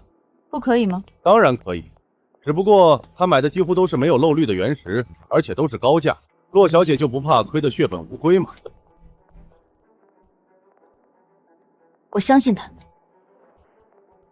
快来看啊！1号原石出结果了，这1号原石垮了，这就是神仙难断金镶玉了，买的人亏烂了。这个原石好像是长河集团卖的。还说我们买的原石没有漏绿会垮，你们买的那么好看，那么一大片绿，不也垮了吗？我说过，神仙难断金镶玉，偶尔垮一次不算什么。这4个边缘都是满绿，这超级大涨啊！这么一大块翡翠，看起来还都是高冰种的，这价值保底都过亿了吧？你是多瞧不起高冰种翡翠啊？这么一块高冰种翡翠，起码都得2、3亿起步，甚至更高也不是没可能。看来让你失望了，我的相信没有错，我的相信换来了满绿的高冰种翡翠。多谢长河集团手下留情，当时没和我继续竞拍，不然哪怕再多一口价，恐怕我就让了，错过这块极品满绿翡翠了。该死，早知道当时就多加一口价了，都怪助理说已经是溢价了。不会要我背这个锅吧？最终决策人是你啊！1号，你明知道溢价不还加了吗？2号，我说一下你就不加了？不用谢我，赌石的魅力不就在这里吗？而且看到你这块料子出了这么大的翡翠，我也高兴。毕竟我买的漏绿料子很多都和2号原石出自一个坑口，2号没漏绿都这么极品，我那些漏绿的肯定更加不会差。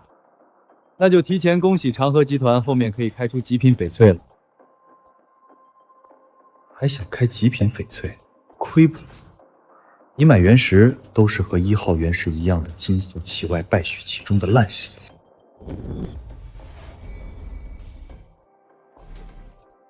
又是满绿，这还是那个99号个人卖家单的吧？就是他的，这是第几块大涨了？第15块了，没有1块不是大涨，真厉害啊！又垮掉了，这又是长河集团的吧？第几块了？最后一块，第17块了，没有1块不是赌垮的。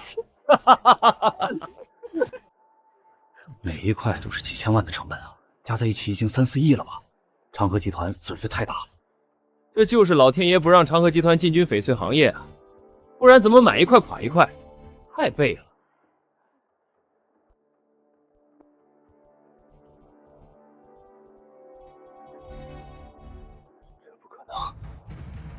都垮了。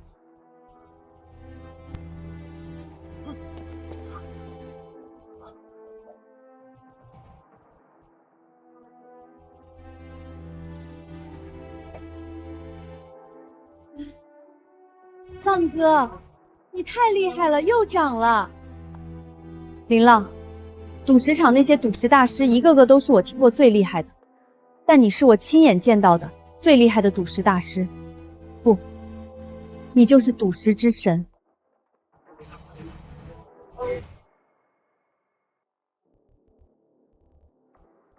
林浪，你是故意的，对不对？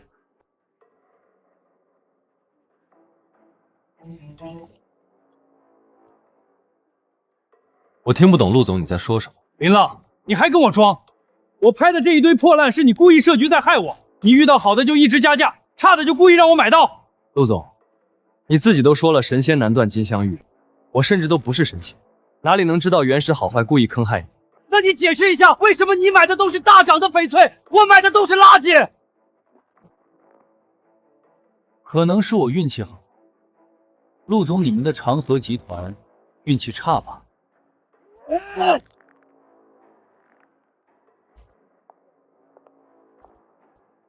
陆总，别失了风度。林浪，你让长河集团损失惨重，长河集团不会这么算了的。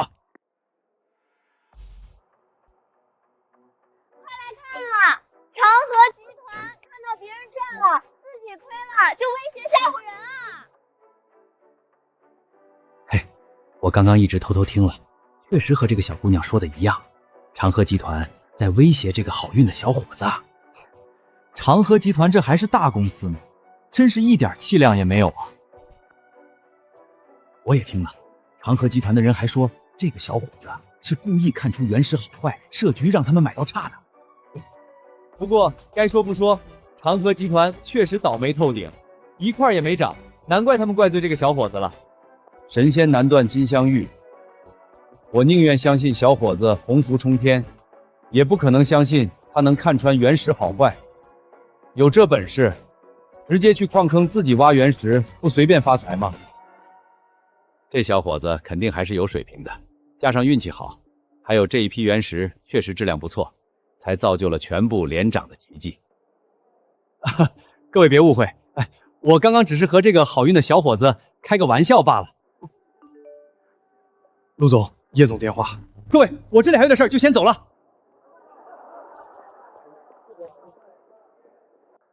还好你刚刚机灵，找了理由让我离开。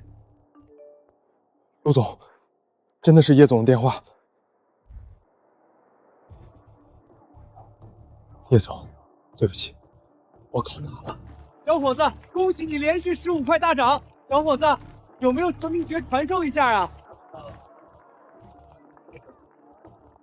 多谢小伙子，你给我们开出了这么多的极品翡翠，感激不尽。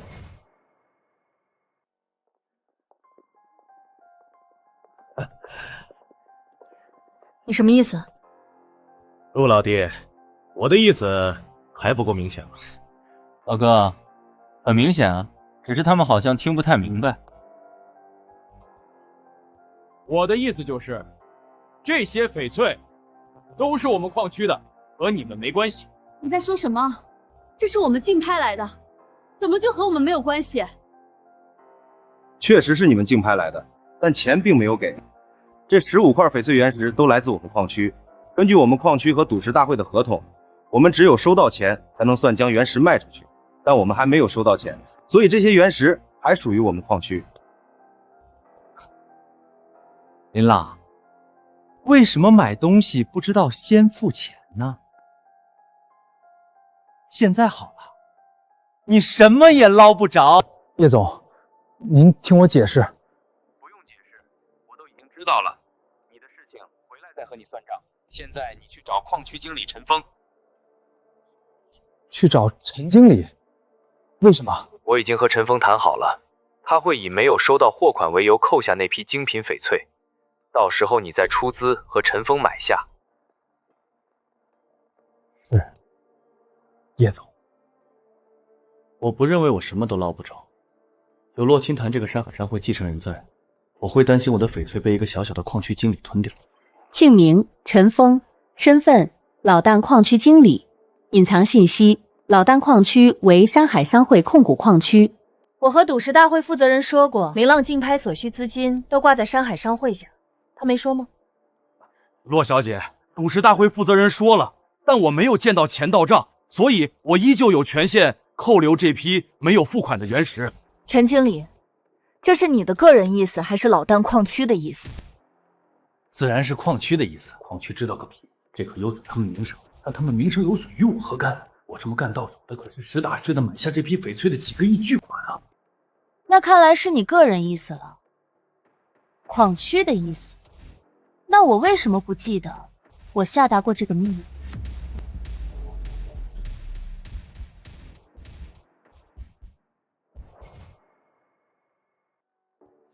洛小姐，你什么意思？我山海商会能将翡翠珠宝做到龙国第一，会没有属于自己的翡翠矿区吗？老旦矿区就是我山海商会控股的翡翠矿区。不过你不知道也正常，毕竟你只是小小矿区经理，怎知道真正的主人是谁？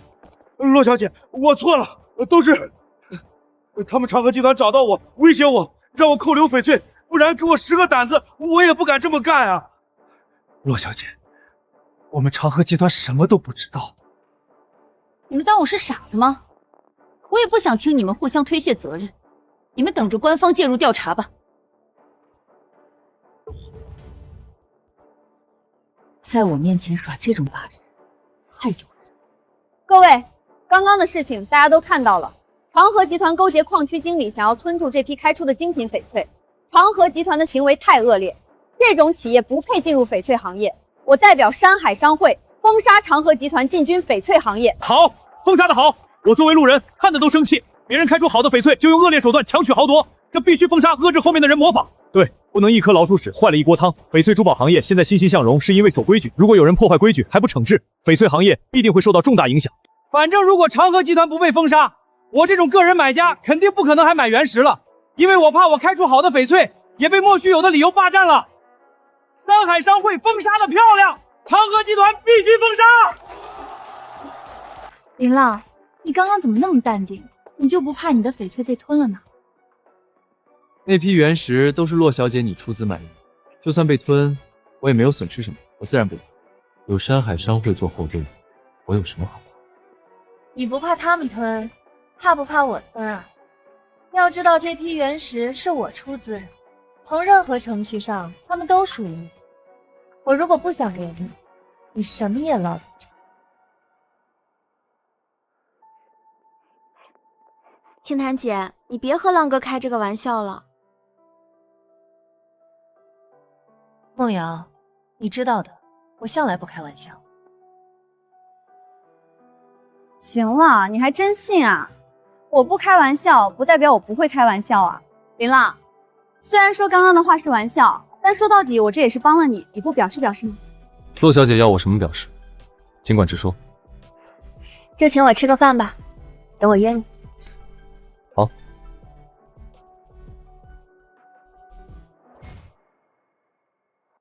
洛小姐，我欠你这顿饭，你晚上就约吗？还有梦瑶呢，她咋没和你一起来？这顿饭是私约，不方便带梦瑶。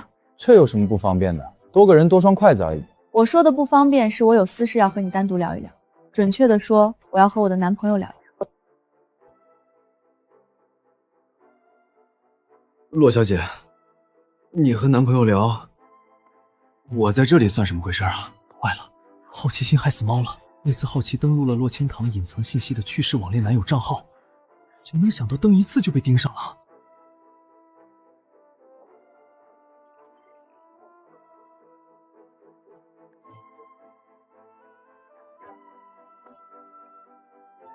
天职认定林浪就是自己网恋对象。林浪，这么时候了你还要装吗？你就是我的男朋友，非武即阳。洛小姐，我误会了。我才没有误会。1年前你失踪，账号再也没上线过，我找人专门盯着你的账号，只要你登录就会立刻定位你。前几天你登录了账号，立刻就有人告知了登录地点，以及锁定了你的身份。林浪，你以为我为什么特地去找周老，请他来帮我长眼？我其实一开始就知道周老根本没时间来，最后肯定会找到你。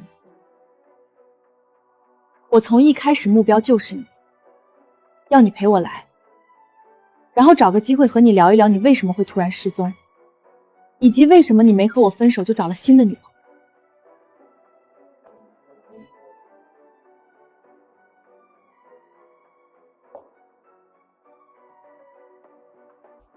你突然失踪，不就是因为知道我的身份，知道不可能真正和我成为男女朋友，所以才想彻底消失在我的世界里？林浪，你如果是普通人，可能还有其他原因，但你太聪明，剑法、医术、赌石，你无一不精，无一不通。我相信以你的智商，肯定可以通过我的只言片语猜到我的身份。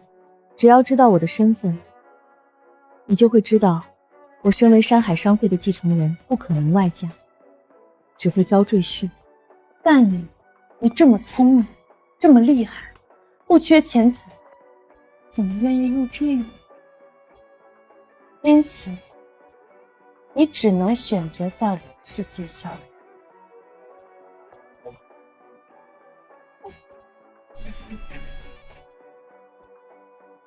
林浪，你说我说的对不对？我是不是很聪明？罗小姐，你醉了。和我好的时候叫我清谈妹妹，现在叫我洛小姐。林浪，就算你有了新的女朋友，不方便和我太亲密，但也没必要这么生分。以后你叫我清谈吧。林浪，你和我虽然没法在一起，但我们最起码相识了6年，人生有几个6年啊？我想以后我们还可以做朋友。朋友当然可以。那就这么说好了，以后可别我找你的时候这般推脱那般推脱，好朋友找你，你可一定要应约哦。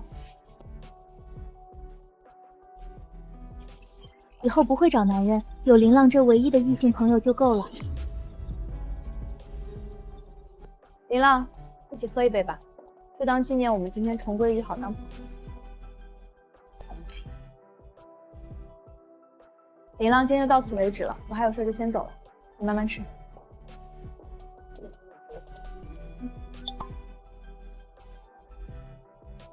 林浪，明天你和梦瑶一起回去吧，不用帮我挑古董了。这次的赌石古董大会，山海商会就是承办方，有什么好东西我都知道，不需要挑。这次来云城，主要就是想找个理由让你一起来，然后聊一聊而已。现在聊完了，结果我也很满意。对了，你赌石卖翡翠的钱，明天也会到你的账户。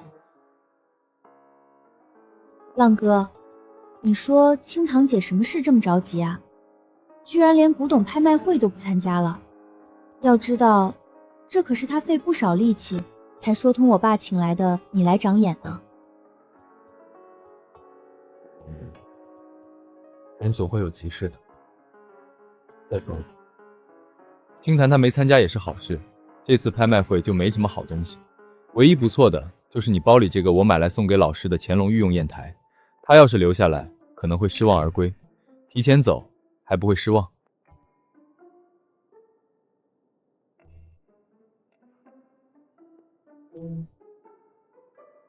说的也是，清堂姐的眼界太高，她要是留下来肯定会很失望。浪哥，还有一件事，那就是清堂姐这些天一直在和我打听你的事，我感觉清堂姐可能是看上你了。不过神女有情，襄王无意，浪哥你已经有女朋友了。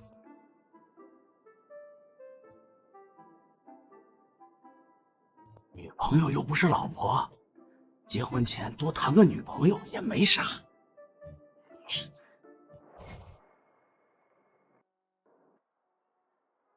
小浪，你这次在云城可是大出风头啊，被人称为赌石之神了。老师，您就别调侃我了，什么赌石之神啊，我就是运气好了一点罢了。小浪，神仙难断金镶玉，你能15块全长满绿，这不是简单运气能形容的，你有那个眼力，担得起赌石之神这个称呼。老师谬赞了。爸，浪哥这次还给你带礼物了。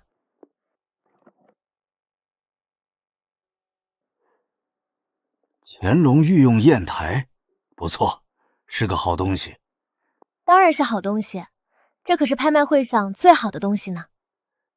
最好的？不至于吧？这次云城的古玩拍卖会级别不低，这乾隆御用砚函最多第2档次吧。爸，您不知道，这个拍卖会就是名气大，根本没有什么好东西，这个御用砚台就是最好的。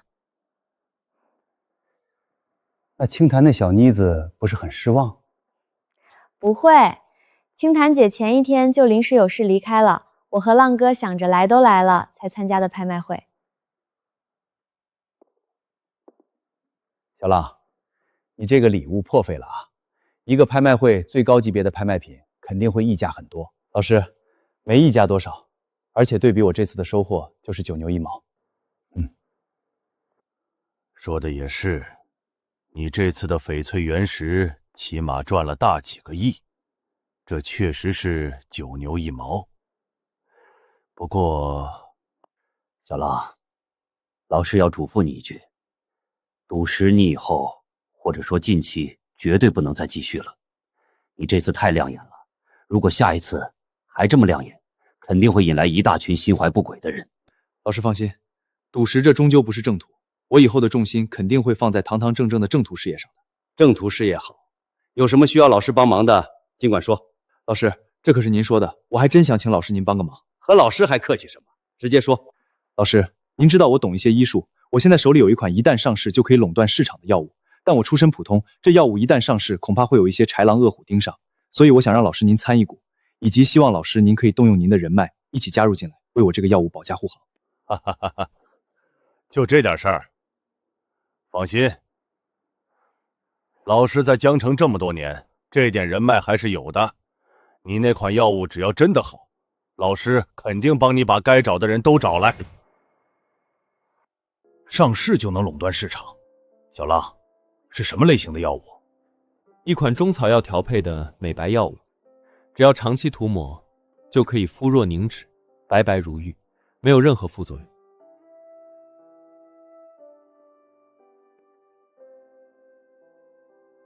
小浪，你确定没有副作用，并且效果和你说的一样，长期涂抹就可以肤若凝脂，白皙如玉？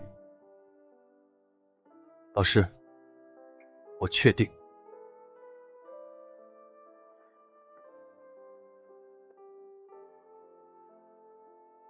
小浪，如果你说的都是真的，那你这款药物确实是划时代的美容产品，你的担心也是对的。你这款产品几乎可以代替现在所有的美妆产品，一旦上市，必定有无数美妆行业的企业围攻你，你必须要找很强的盟友，才能抵挡这些豺狼虎豹。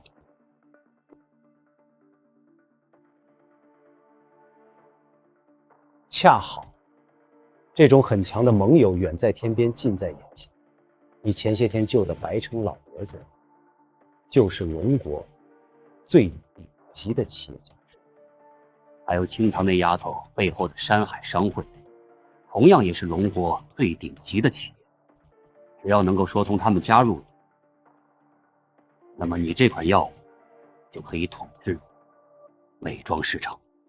那就请老师您帮我从中说和，请动白老爷子的白氏集团和清堂背后的山海商会加入进来。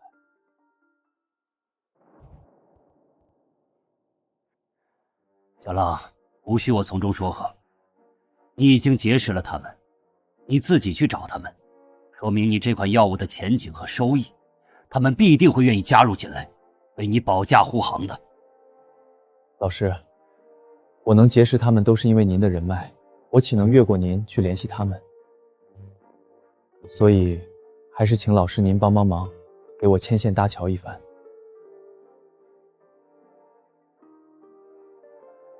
小浪，老师没收错你这个徒弟。你放心，为师一定会说通白氏集团和山海商会加入进来，为你保驾护航。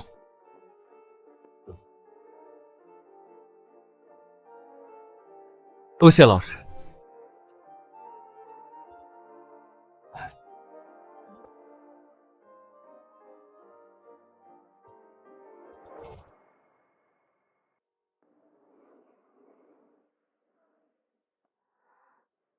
小浪，对不起。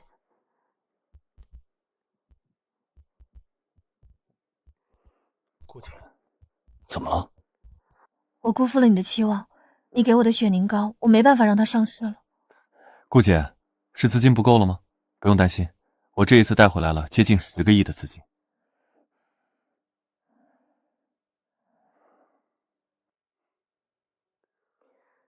小浪，不是钱的事，是雪凝膏的药材合作方全部违约，不给我们提供药材了，并且不仅仅是他们，市场上所有大的药材商都宣布拒绝给我们提供药材。这是有人打过招呼，故意为难啊。顾姐，是叶长河干的吧？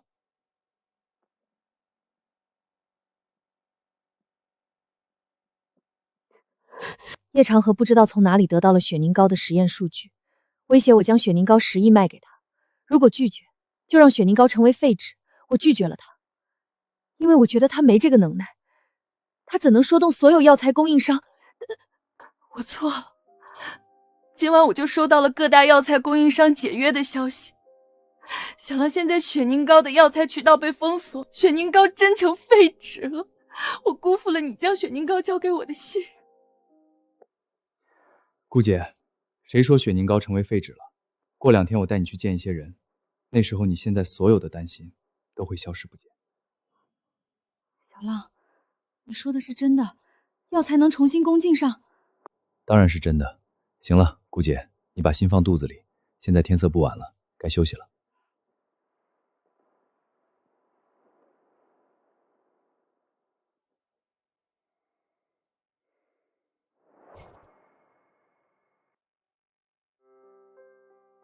林小哥，你不愧是掌握了以气御真的中医宗师，也只有你这等人物才能掌握这等神乎其神的药方了。顾小姐，你根本不用担心雪凝膏的药材被卡，因为全球最大的中药生产商就是我们中医协会。而林小哥他的中医协会荣誉会长的身份已经下来了。有林小哥在，中医协会的中药全部都可以提供给你的美妆公司使用。市面上的药材商对你的封锁根本就是一个笑话。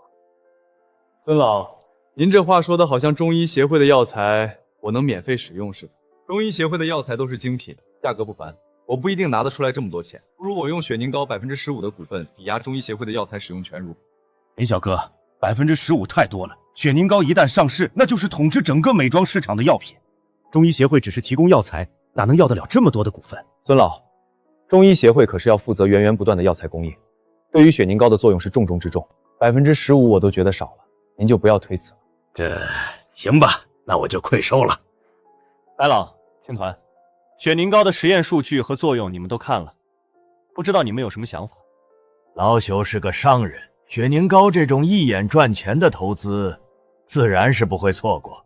林浪，白老的想法也是我的想法，山海商会也愿意加入雪凝膏的投资，但收益越大，风险越大。雪凝膏收益太大，一旦上市，必定会被无数同行企业围攻。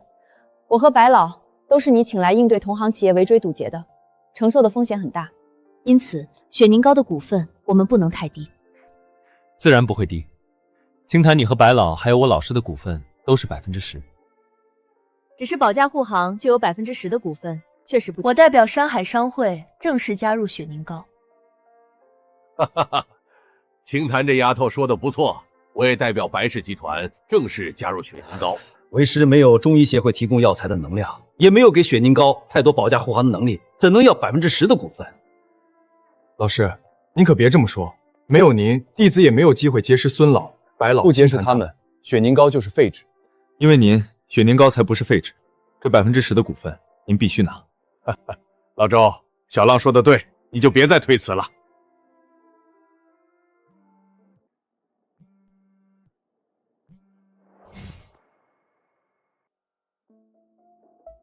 顾可贤，雪凝膏卖给我，你还能获得10亿；不卖给我，它就是废纸一张。今天是我给你最后的期限，下一次我找你就没有这个价了。你说雪凝膏是废纸就是废纸了吗？这声音是周老吧？周老，我知道您在江城的地位，但您需要知道地位只是地位。雪凝膏我吃定了，您的地位帮不了顾可晴。就这么笃定我帮不了吗？您的地位只在江城，而我对顾可晴的封杀是真金白银的全国性乃至世界系的。您的地位可抵不住我真金白银的封杀。老周帮不了，那我这个中医协会的会长帮不帮得了啊？中医协会孙会长是吧？您确实能帮，但您也只能解决我对顾可晴的药材封锁，其他方面您也不够格。我白城，白氏集团创始人，够这个资格吗？还有我洛清潭，山海商会代理会长，够资格。白氏集团山海商会，好啊，好啊！我还真是小气顾可晴。不对，顾可晴没这个人脉，你们应该都是他的野男人，凌浪拿来。对凌浪尊重你，你的长河集团不过区几百亿市值，你信不信我一句话就能让你长河集团贬值10倍？陆小姐，你山海商会是厉害，但你想让我长河集团减值10倍，我还真不信。我已经和国外3大财团进行战略合作。你们山海商会再厉害，能厉害得过国外3大财团吗？长河集团是长河集团，3大财团是3大财团。我真想对付你长河集团。国外3大财团也是原始人，救不了近火。洛小姐，你吓唬我，你只是山海商会代理会长，还不是真正的会长。你想对付一个和国外3大财团联盟的长河集团，你做不了这个主的。青鸾这丫头做不了主，我这个老头子能不能做主啊？老头子的白氏集团拿捏你长河集团也不比吃饭喝水难多少。白老爷子，您对于白氏集团是震惊天下，金口玉言，对付我自然是一句话的事情。但是大不了我长河集团破产而已，我本人又不会破产。可长河集团破产的代价是你们加入的雪凝膏永远无法进入国外市场。这个电话这么多人在听，林浪应该也在听吧？说句话。我在，你想说什么？林浪，你能找到这么多人给你保驾护航，我低估你了。商场没有真正的仇人。林浪，你能找到这么多人给你保驾护航，我低估你了。商场没有真正的仇人，我们合作共赢吧。打不过就加入，无法独占雪凝膏就加入雪凝膏，然后用雪凝膏操纵股市，获取大量资金退场，最后让林浪这个明面上的雪凝膏主人背锅。合作共赢，你在痴人说梦。你这种人不配和我合作。和我合作，林浪你会后悔的。多行不义必自毙，后悔的是你。贝林纳逊雪凝膏配方在名创性注册国外专利，和国外3大财团合作股市圈选。想盗取配方，带着国外财团在股市兴风作浪，大肆圈钱。我不仅要你们赚不到1分钱，还要你们在股市上付出惨痛代价。老师、白老、孙老、清谈，你们不会怪我太冲动，拒绝和叶长河的合作吧？小浪，你做得对。叶长河觊觎你的雪凝膏配方，眼见夺取不了，就想加入。天底下哪有这种好事？年轻人自当年轻气盛。小浪，你要是因为利益和这个叶长河合作，老头子反倒是要瞧不起你。林浪，我既然决定站在你这边，你任何决定我都不会质疑。多谢各位的支持。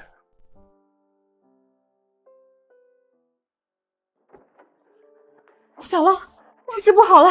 顾姐，出了什么大事了？这么慌张？小浪，雪凝膏的药方泄露了。小浪，都怪我太大意了，没有注意到我秘书已经被叶长河买通，才导致雪凝膏配方被他偷走。顾姐，没事的，雪凝膏并没有真的泄露，或者说泄露的是假的。还记得我2天前去过你的办公室吗？记得。我在你的电脑里植入了一个小程序，真正的配方核心数据早就被我转移。3年前我拒绝叶长河加入雪凝膏后，我就知道他不可能放弃雪凝膏，他肯定会用阴谋手段获取雪凝膏。获取雪凝膏最简单的方式就是买通顾姐你身边人盗取雪凝膏，世上没有千日防贼的道理。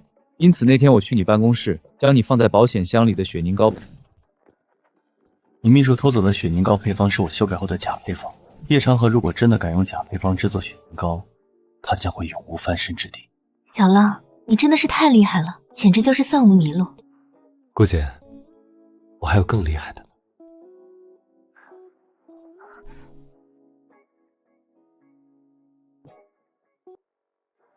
叶先生，您多日前就放出消息说今天会有重大喜讯，不知道是什么喜讯呢？众所周知，我长河集团是广撒网多投资的多元素集团，一直以来都有人说长河集团投资这么散，真能有大回报吗？今天我就告诉这些人，投资多真的会有大回报。叶先生，看来您的喜讯是和长河集团投资获得的回报有关喽。哈哈哈，不错，长河集团投资的一个中药美妆公司在不久前取得了重大成果。一款可以让人的皮肤无副作用美白如玉的纯中药美白产品芙蓉膏。叶先生，您说的是真的？我从不说假话，就算我说假话，金钱也说不了假话。芙蓉膏已经被国外大贸财团、德邦财团以及三水财团看中，他们分别投资30亿美金，加在一起近100亿美金。如果我作假，国外3大财团会给我投这么多钱吗？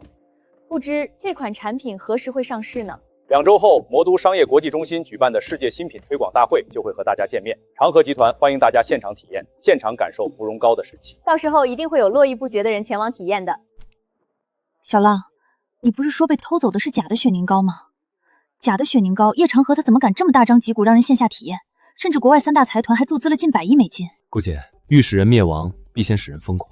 叶长河偷走的雪凝膏配方是有一定效果的，毕竟只有这样，他才会将自己全部都投入雪糕膏当中。等到他志得意满的时候，我会找人公开他偷走雪凝膏的致命缺点。那时候不仅他会陷入深渊，血本无归，投资他的3大财团也要丢半条命才能离开。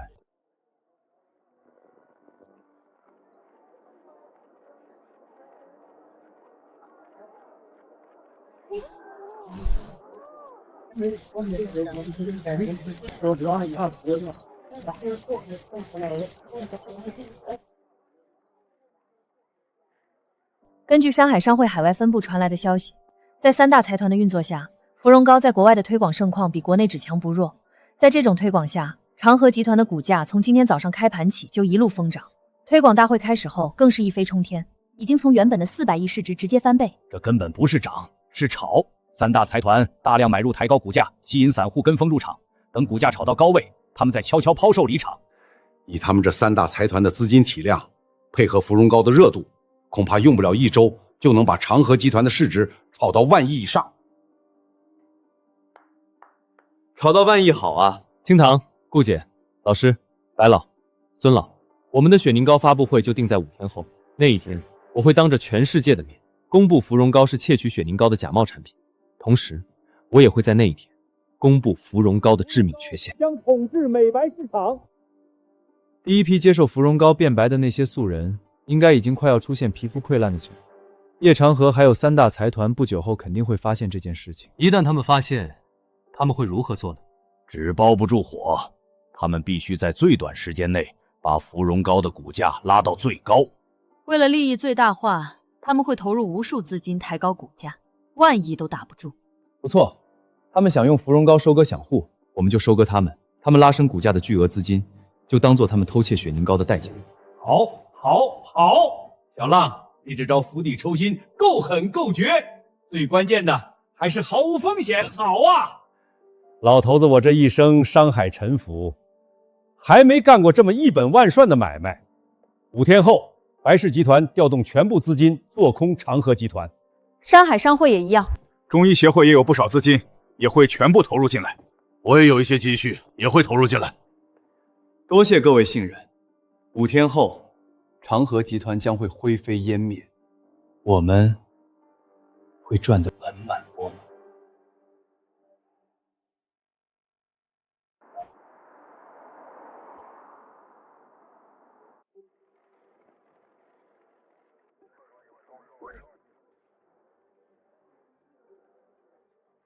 各位观众朋友，我现在所在的位置是帝都山海大厦。2天前，山海商会与白氏集团联名向全球300多家媒体发出邀请，声称今天的发布会将公布一项足以轰动世界的重磅新闻。从早上7点开始，这里已经聚集了国内外100多家知名媒体，能够让山海商会和白氏集团2大巨头同时发声，究竟会是什么样的消息？我们拭目以待。3天前，国外3大财团开始不计成本的砸钱抬高股价。他们这么不计成本，肯定是那时候发现了芙蓉膏的致命缺陷，知道时间窗口不多了，所以想以最快速度将股价拉到最高位，然后在溃烂案例集中爆发前抛售离场。在他们不计代价的疯狂投入下，长河集团的市值已经暴涨到13000亿，这个涨幅堪称是人类金融史上最疯狂的上涨奇迹。想拉到这个程度，3大财团和叶长河加在一起，至少投入了近1000亿美金的真银白银，才把股价吹成了这么大一个泡泡。不过他们做梦也不会想到，这个他们拼了命吹起来的泡泡，马上就要给我们做嫁衣。小浪，这几天我们总共凑了2000亿龙国币，已经全部按照你的布局暗中埋伏好了。只要今天发布会顺利，长河集团股价开始暴跌，这2000亿砸盘的利润就能把3大财团和叶长河投入的那近1000亿美金，一口一口全吞进肚子里。今天的发布会肯定会顺利。叶长河和3大财团虽然不傻，在发现芙蓉膏的缺陷后，就立刻把已经出现溃烂症状的10个模特藏了起来。但他们忘了，在龙国境内，我山海商会想找人太简单。10个溃烂模特，我们已经找到了其中3个，现在人就在山海大厦1楼会客室里。等会儿发布会开始，这3位人证会准时出现在台上，让全世界看看芙蓉膏到底是个什么东西。今天要做的，不只是在股市上大赚一笔。今天我们毫无副作用，经过完整临床验证的雪凝膏，也将正式向全世界亮相。芙蓉膏崩塌的那一刻，就是开启雪凝膏在美妆行业王朝的一刻。芙蓉膏需要靠炒才能上去万亿市值，我们的雪凝膏不需要任何炒作，只要给它时间，1万亿、2万亿，甚至更高，都只是时间问题罢了。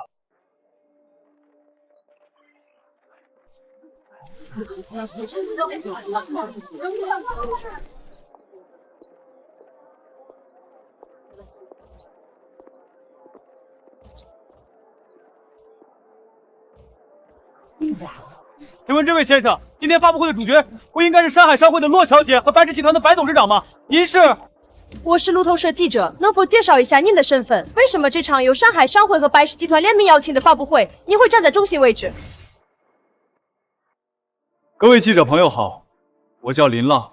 我知道各位今天来最想知道的不是我是谁，而是山海商会和白氏集团联名承诺的轰动世界的新闻到底是什么？这个轰动世界的新闻就是，近几天让全世界为之瞩目的所谓美白神药芙蓉膏，是盗窃而来的。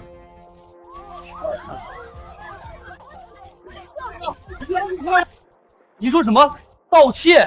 林先生，你有证据吗？证据当然有，因为芙蓉膏盗窃的就是我手上名为雪凝膏的美白药方，并且芙蓉膏盗窃的只是半成品配方，半成品芙蓉膏有致命缺陷。短期使用确实美白效果惊人，但连续使用超过20天，皮肤就会开始溃烂。林先生，你要对您说的话负责。这是诋毁还是真相？你有证据吗？证据当然有。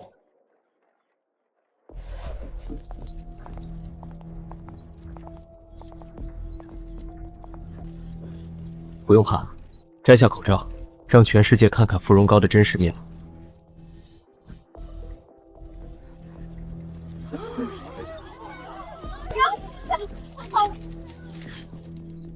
这3位女士就是长河集团芙蓉膏第一批体验者中的3人，大家可以对照长河集团宣传的素人模特对比。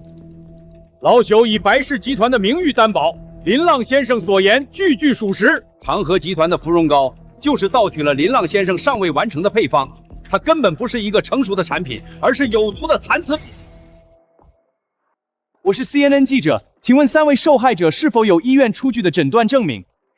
这是帝都医院、魔都医院、江城医院3家权威机构联合出具的诊断报告。各位记者朋友，这条新闻够不够轰动世界？林先生，芙蓉膏是有毒的半成品，那您刚刚说的雪凝膏是真正的成品吗？功效是无副作用的芙蓉膏？不错，雪凝膏才是真正完整、无副作用的中药美白配方。今天这场发布会，不只是为了揭露真相，更是为了告诉所有使用芙蓉膏的受害者，你们如果想恢复已经中毒的皮肤，就尽快使用无副作用的雪凝膏。雪凝膏可以让所有芙蓉膏的受害者重新恢复健康，拥有白皙嫩滑的好皮肤。今日上午，山海商会与白氏集团联合发布会曝光重大消息，近日火爆全球的芙蓉膏实为盗窃产品。据悉，芙蓉膏配方是长河集团从林浪先生处窃取，且为半成品配方，存在严重安全隐患。发布会现场，3名芙蓉膏受害者当众摘下口罩，他们的面部出现严重溃烂症状。中医协会荣誉会长林浪先生表示，只有正品雪凝膏才能让受害者恢复健康。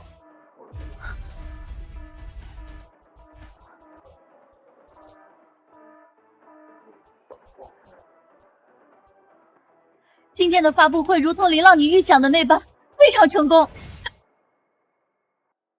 现在全世界都知道芙蓉膏是有毒产品，长河集团股价一泻千里。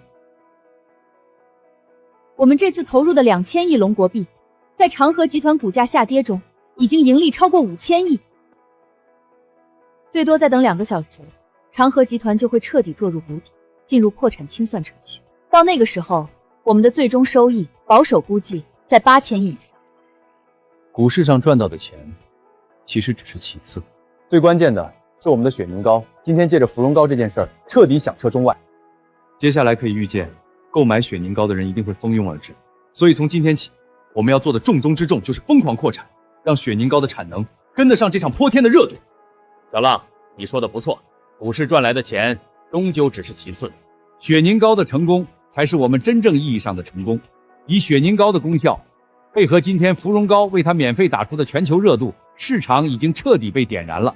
我3年，甚至3年都不到，雪凝膏就会统治整个美妆市场。到那时候，雪凝膏每年创造的利润都会远远超过今天我们在股市上赚到的这笔财富，那才是真正的泼天富贵。小浪，趁现在人都在，我有件事想当着大家的面说清楚。老师，您说。我现在手里有雪凝膏10%的股份，我决定将这10%的股份还一半。老师，这不行！小浪，你先听我说完。之前我收下这10%的股份，是因为我虽然知道你雪凝膏珍贵，但我没想到它的市场价值会恐怖到这种程度。清谈、白老、孙老哥他们都给你的雪凝膏实实在在做出了贡献，可我呢，就占了这么一个老师的名面，就拿一样的股份，这太坐享其成了。老师，您不要再说了。我这个人虽然不是大人物，但我一言九鼎。既然当初定下了10%，那就是10%，绝不会再改。谁都可以坐享其成，老师他都不可能是坐享其成。没有老师，哪来的雪凝膏？10%的股份我都觉得给少了，怎么能再让他退步？我良心能安吗？伯父，您就别推辞了。您想让小浪成为言而无信的人吗？老周，这一屋子人里，我最能理解你。看到后辈有这么大出息，又给你这么多东西，心里确实会不踏实。可你换个角度想，这是徒弟孝敬师傅，天经地义的事儿。小浪，既然如此，那为师就愧收了。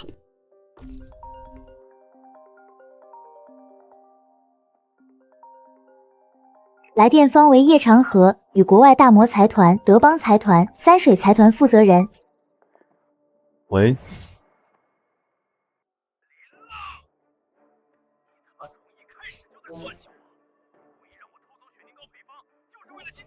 叶长河，不是我毁了你，是你自己毁了你自己。如果不是你贪心，窃取雪凝膏配方，又怎会有今天的后果？这一切全是你咎由自取。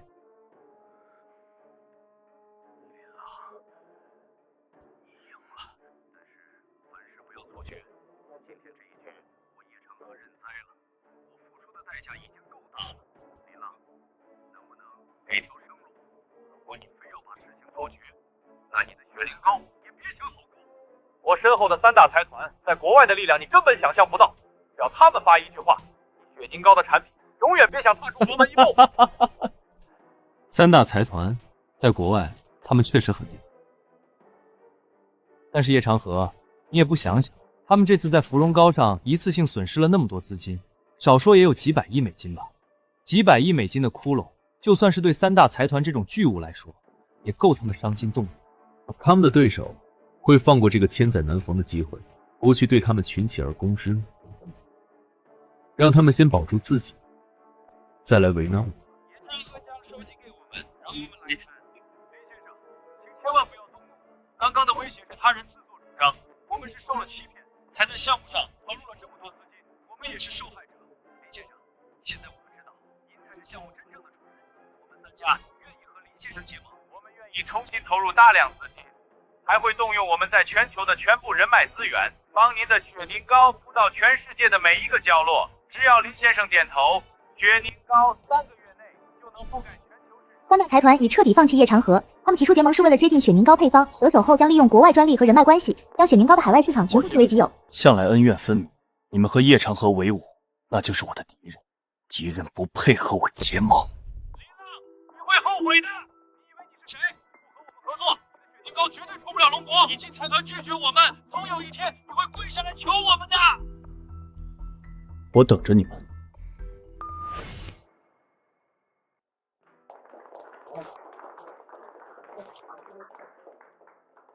挂得漂亮，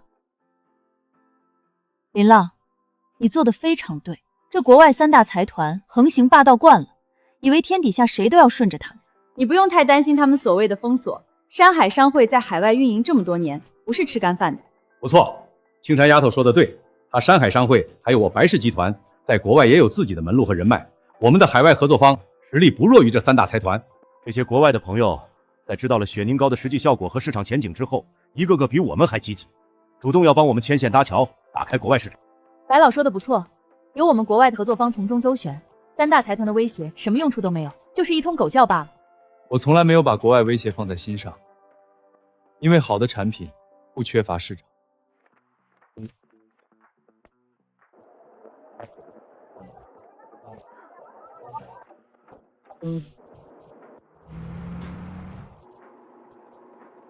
雪凝膏今日全球销量突破1亿盒，正式成为全球美妆市场第1大单品。龙国品牌雪凝膏以其无副作用的美白功效，在过去2年统治了全球美妆市场，市占率已超过70%。凭借雪凝膏的商业成功，其创始人林浪先生个人财富突破8000亿美金，超越全球所有富豪，连续登顶世界首富。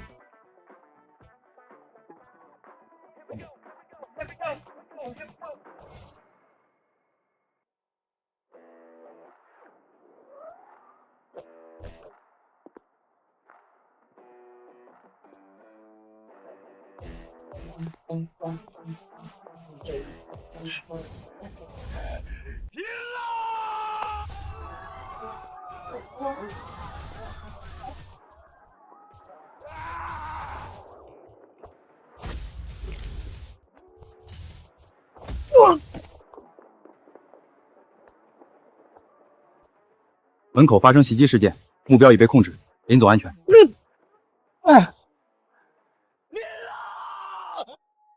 姓名叶长河，身份长河集团前董事长，2年前逃亡国外，在国外受骗被骗光全部家业，身无分文后偷渡潜回龙国，藏匿在江城。于今日在林氏集团大楼前试图袭击林浪报仇。是你抢走了原本属于我的人生，雪凝膏也好，世界首富也好，这一切本来应该都是我的。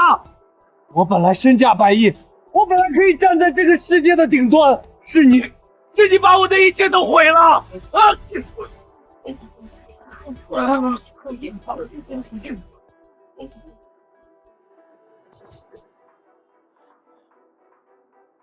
叶长河，你说我抢走了你的人生，毁掉你不是我，是你自己毁掉了你自己。如果你不是一心只想算计别人，只会走捷径抢别人的东西，你到今天依旧是身价100亿的富豪，依旧坐在你的长河集团办公室受人尊敬。但你没有，你选择了参选，选择了一次又一次的想害人。报警吧，把这个在逃商业重犯以及当众袭击他人歹徒移交给检察局。是，林总。你他妈该死！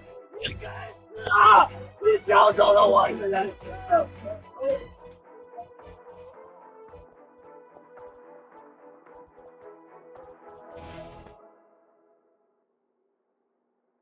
林先生，您短短3年就从普通人变成如今的世界首富，能和我们说说您是如何做到的吗？